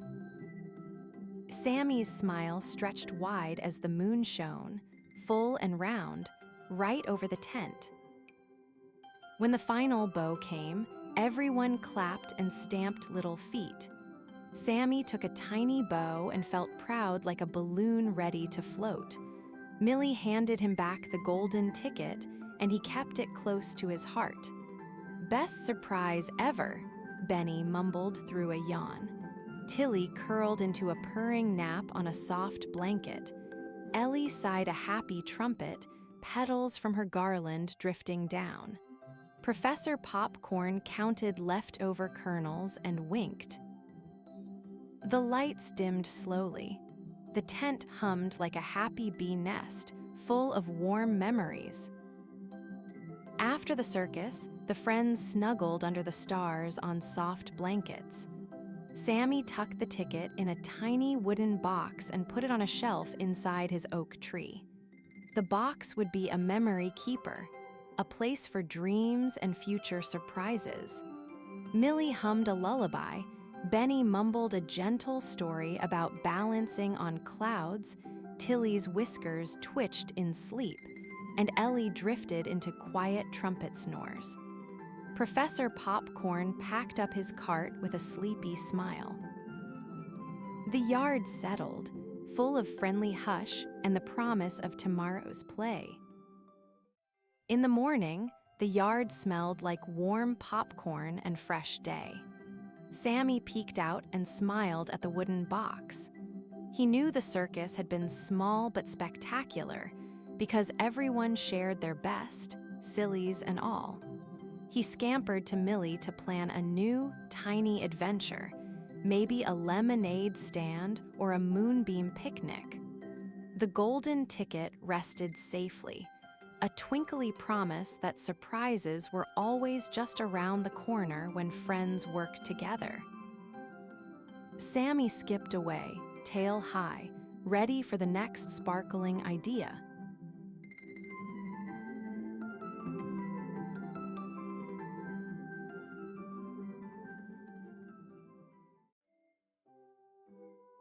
The cat who could tell time. Milo lived in a small yellow house at the corner of Sunflower Lane. He was a striped cat with whiskers that shimmered when he was excited.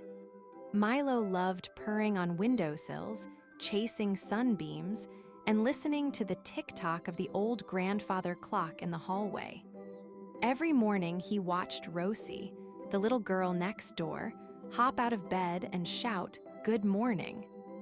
Milo wished he understood why some moments felt bright and some felt sleepy. One afternoon, Milo found something shiny tucked under a loose floorboard in the hallway.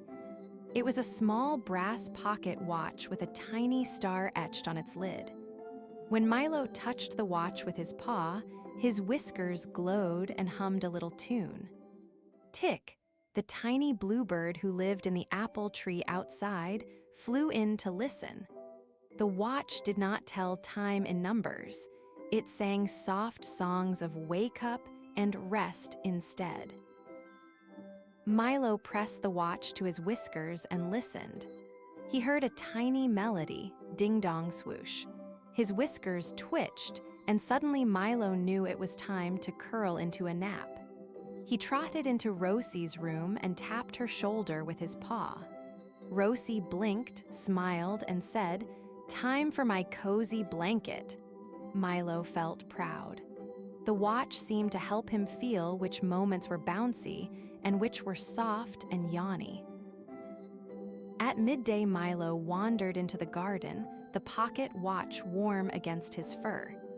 Tick sang a quick chirp and the watch hummed a bright, bouncy tune.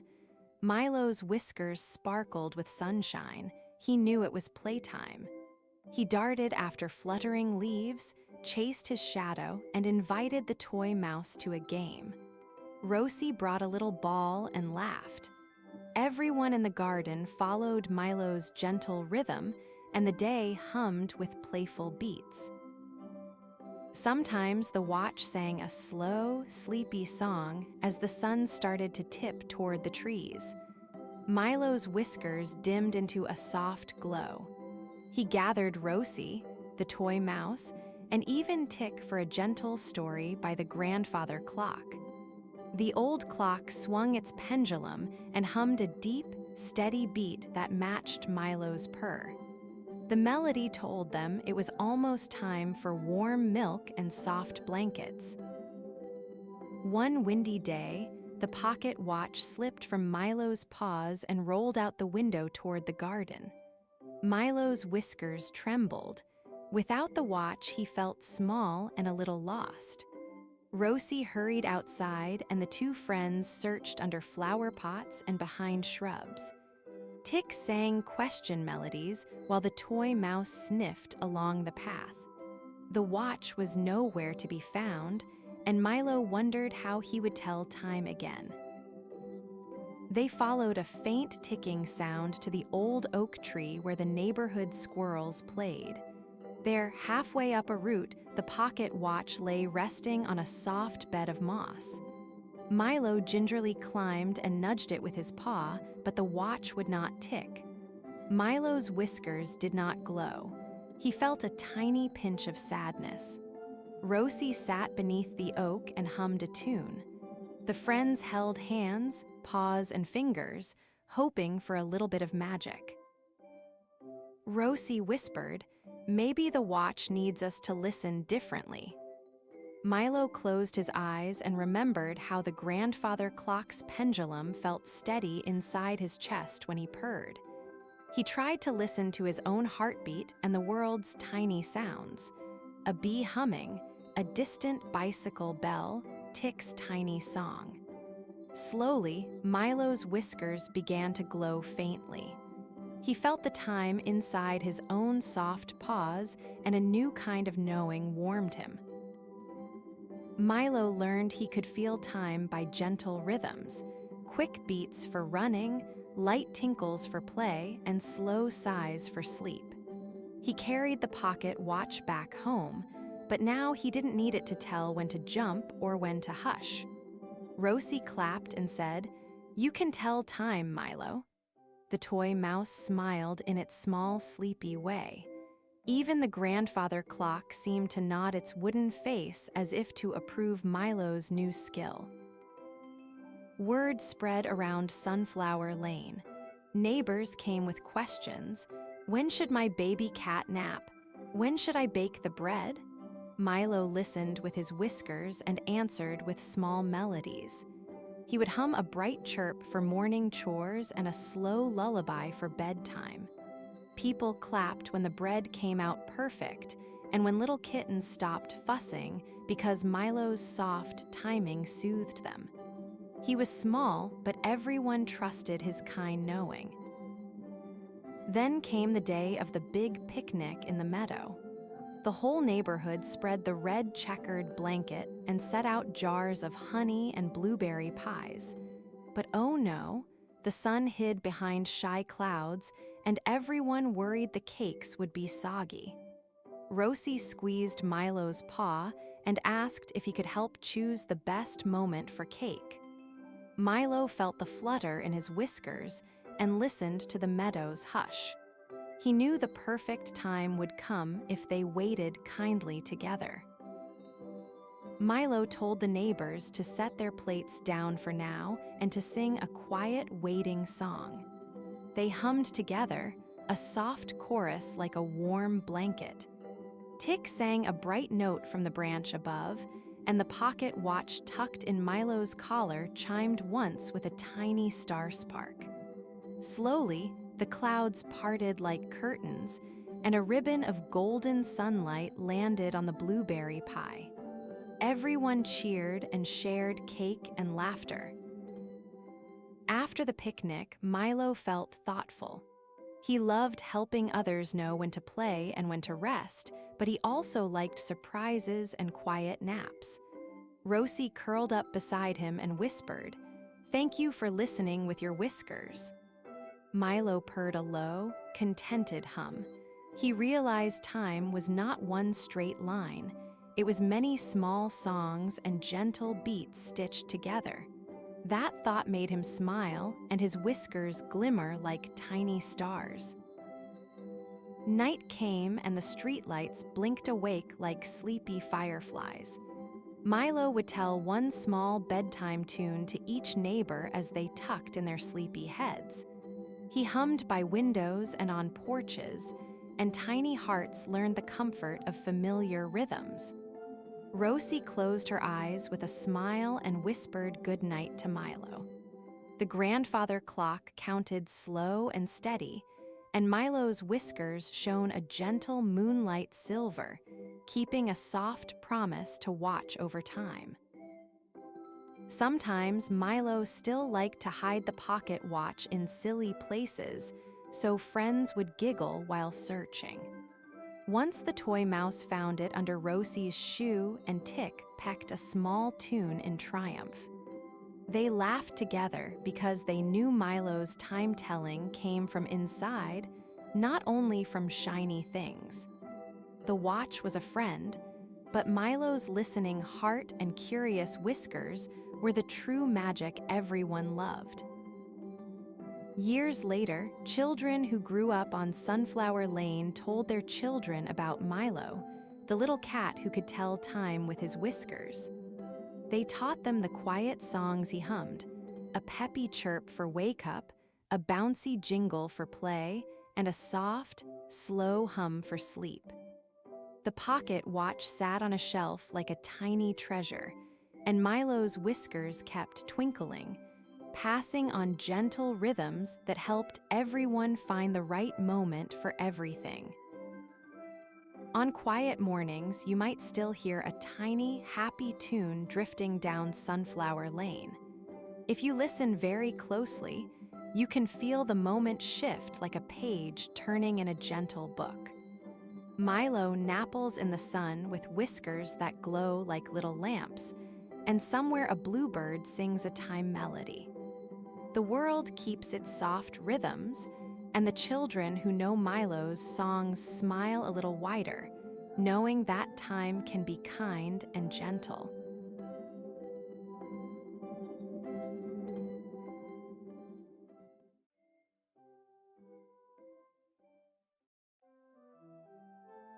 The Twin Dragons of Silver Mountain. Silver Mountain was not tall, but it sparkled like a secret. Each morning, the hill shimmered in silver mist, and the meadow hummed with tiny songs. Atop the mountain lived two very small dragons who were twins. Syl's scales shone like coin light, and Myra glowed like early evening. They were so small they could curl on a dais of dandelions. They loved to play, to chase cotton cloud tails, and to listen for the quiet tinkle that told them the day was beginning. Down in the valley lived a little child named Milo who loved to explore. Milo had a small satchel with a mitten, a crumb of cake, and a warm scarf.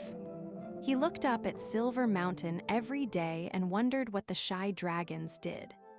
One quiet afternoon, when the sky smelled like apple pie and the air was cozy, Milo decided to climb.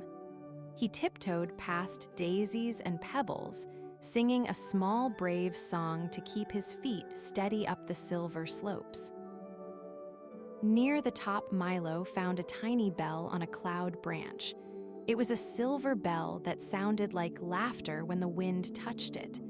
Milo rang it softly, and far above, the twins heard a tinkling giggle. Syl peeked through a cloud, and Myra hummed back a soft answer. The twins fluttered down, curious, their wings pattering like paper. They sniffed Milo's scarf and giggled. "Hello," they said in little dragon voices, and Milo's heart felt as bright as a button. The twins loved visitors.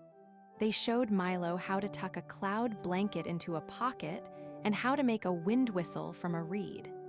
Myra hummed a lullaby that sounded like tiny rain, and Syl taught Milo a hopping game that made daisies clap. Milo clapped too and laughed. The three friends sat in a circle, and the mountain felt soft and safe. They shared Milo's crumb of cake and told tiny stories about moon beasts that wore slippers and stars that took naps. But that evening, something small and important was missing. The top of Silver Mountain's side, because its little moon pebble had gone dim. The pebble usually glowed like a soft nightlight and kept the mountains sparkle. Without it, the stars in the hill's sky felt sleepy. The twins tilted their heads and Milo frowned. They decided to find the pebble.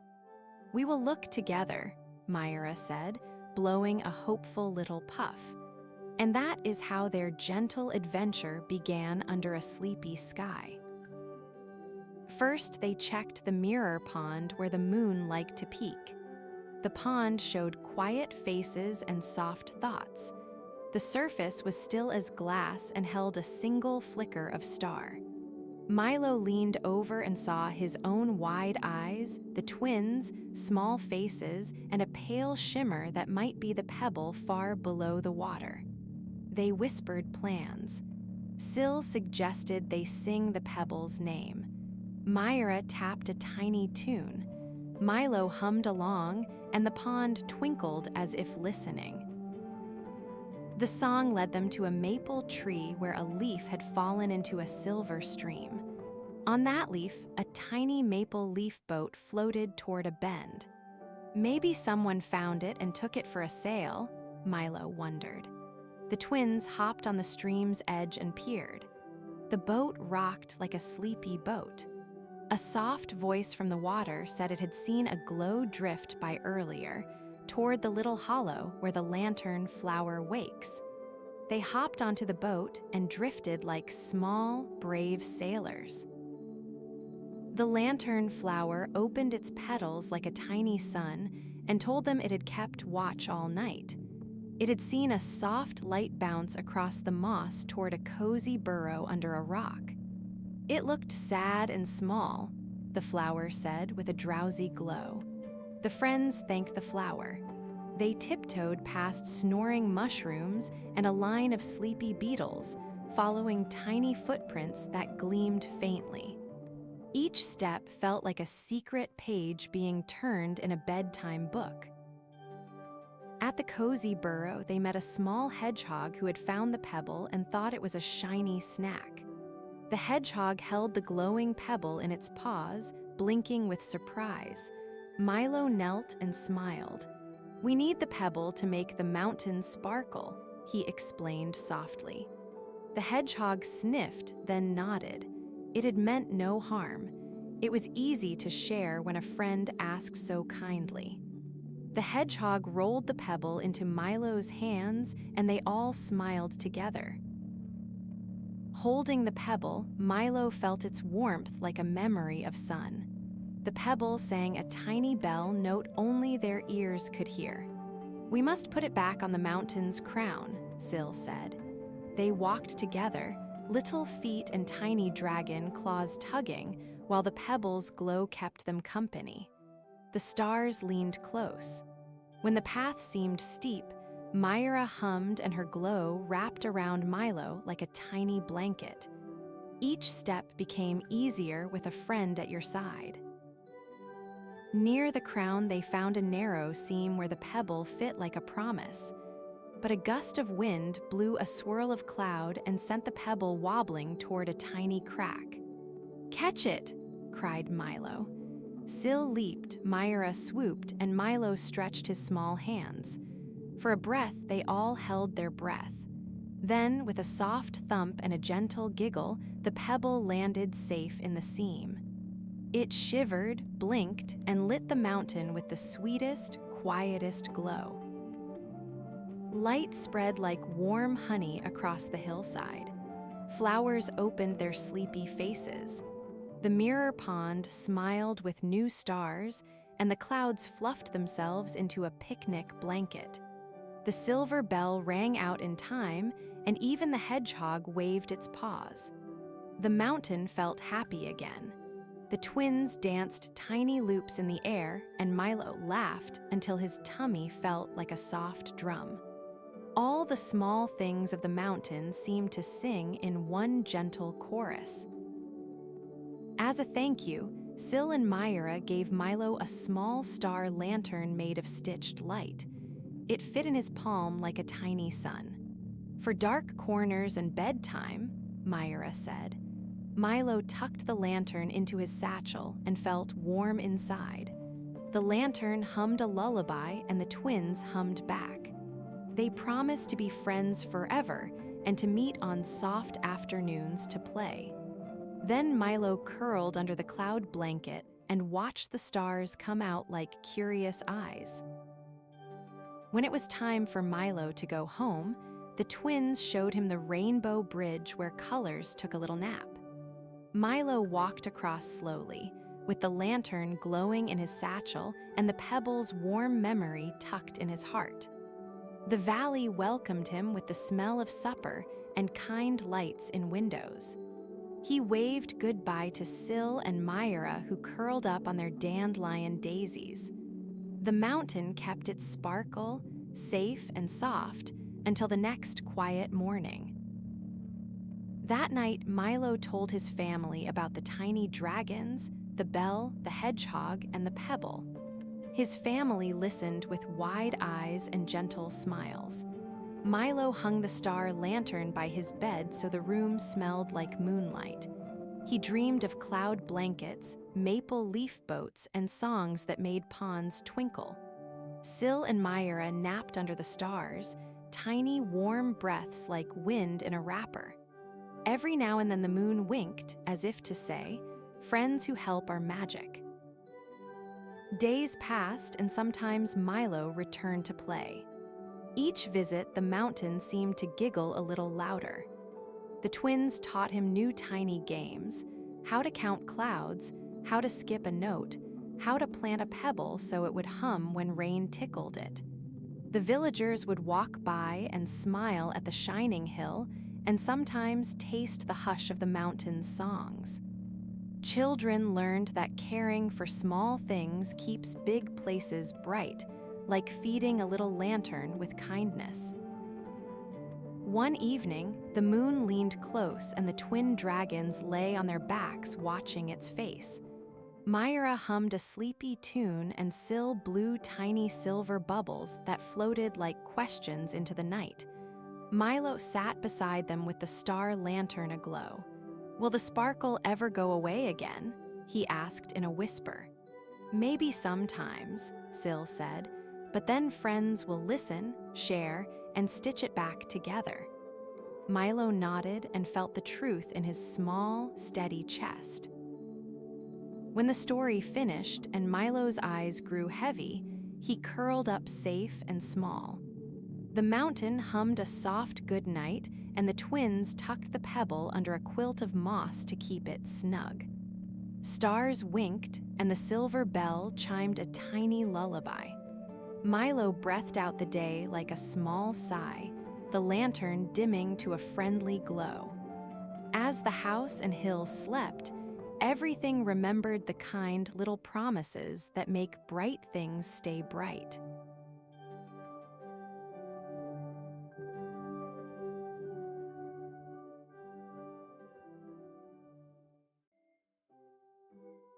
The Secret Message in a Bottle. Maya loved mornings by the sea. She put on her stripy sun hat, grabbed Biscuit's leash, and walked to the wide, warm sand where the waves whispered. Today the shore smelled like salt and oranges, and little crabs popped like dots in the sand. Something bobbed near the tide line, a glass bottle with a tiny glow inside. Maya crouched, Biscuit sniffed and wagged his short tail, and together they reached for the bottle as if reaching for a secret friend waiting to be met. Maya picked up the bottle and wiped sand from its smooth glass. Inside, like a little sleeping star, was a rolled paper tied with silver seaweed. The cork came out with a small pop and a sprinkle of glitter. Biscuit barked once, excited and proud, and Maya unrolled the paper very slowly. Tiny drawings danced across the page, a heart-shaped rock, a wavy line of shells, and a little shining dot with an arrow. It looked like a map, but the drawings seemed to giggle when she looked at them. The paper had a secret message written in tiny star letters. It said, "Follow the silver dots, help a shy friend, bring a little light." Maya whispered the words aloud, and Biscuit tilted his head as if listening. The map pointed to a heart-shaped rock not far away, so Maya put the bottle into her bag and they began to hop along the warm sand. Every step made a tiny drum beat.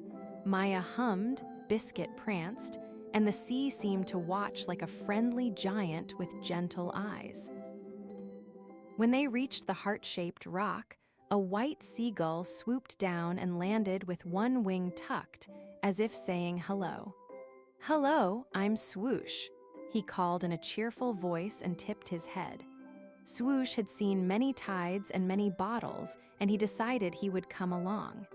He pointed his beak toward a shallow tide pool where shells lay like small moons.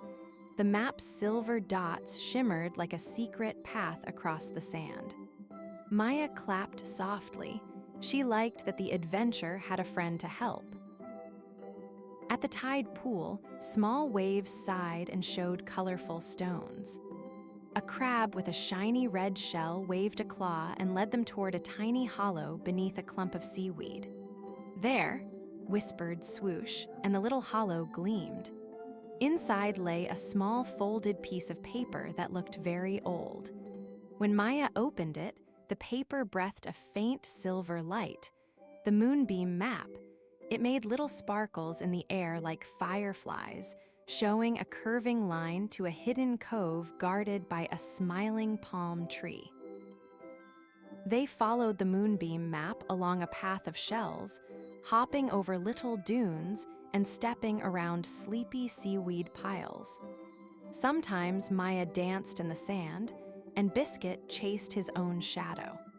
Swoosh flew ahead to check the way and came back bringing tiny sea-scented stories.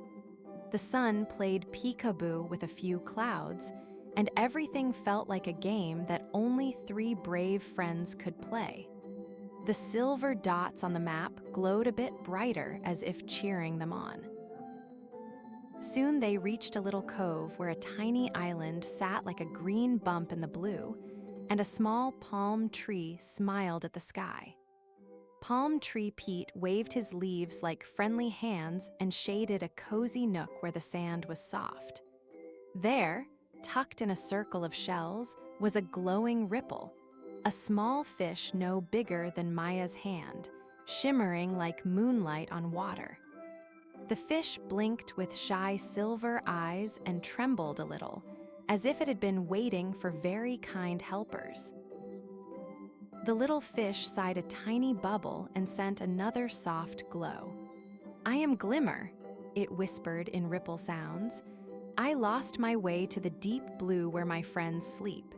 I get afraid in shallow puddles." Maya knelt and cupped her hands gently. She wrapped a small wet shell around the fish like a blanket and promised she would help.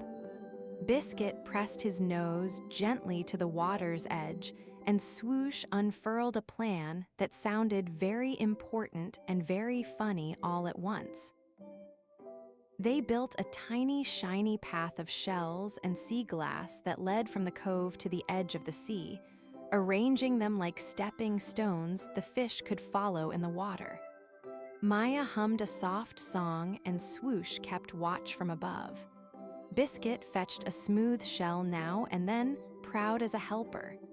The moonbeam map's silver dots winked as if to say, "Yes, that is the way." Little by little, the water grew deeper and the path glowed brighter, helping Glimmer feel braver. When the path reached the gentle surf, Glimmer trembled one last time and then swam forward, leaving a tiny sparkling trail like a silver kite. The deeper water hugged the fish in welcome. Then, pop! A ripple darted back and left a small pearly gift at Maya's feet. It was a little pearl, warm and humming with gratitude. Glimmer circled once and flicked a thankful shimmer that made the bottle in Maya's bag sparkle, as if it, too, was smiling. The map's secret message now glowed softly on the paper. Kindness finds its way when friends follow the dots. Maya tucked the little pearl into her small palm and felt it warm like a tiny sun. Biscuit wagged so fast his tail was a blur, and Swoosh flew loops as if doing a happy dance. They all cheered in soft voices so the sea would not wake anyone else, and Palm Tree Pete waved his leaves like a sleepy friend saying, "Well done." Before the sun slid down, Maya put the empty, sparkly bottle back on the sand with a new note inside. She wrote in big, careful letters, "Thank you, friends. We helped Glimmer go home. Pass it on." Then she tied it with a little seaweed bow and corked it softly. Biscuit gave a triumphant bark, and Swoosh helped push the bottle so it bobbed out to sea with a tiny silver wake. The bottle glittered like a message full of smiles and set off to find someone else who needed help. As evening painted the sky in pink and blue, Maya and Biscuit walked home with sandy toes and pockets of small shells. Maya held the little pearl safe and whispered a promise to keep helping. She knew the bottle would carry their story somewhere else, maybe to a child with a lost toy or an animal that needed a friend. That night, tucked into bed, Maya placed the warm pearl on her bedside shelf so she could remember how even tiny hands can make big kindnesses. Sometimes, when the moon was a silver pebble, Maya could hear a soft thump at her window, a tiny wave sound that felt like a friend saying hello. She would smile and think of the day the bottle glowed, the map winked, and a shy fish found its way. The secret message in the bottle had been more than paper. It had been an idea that kindness travels on and on, like a little boat across the sea. Maya fell asleep knowing tomorrow might bring another tiny adventure.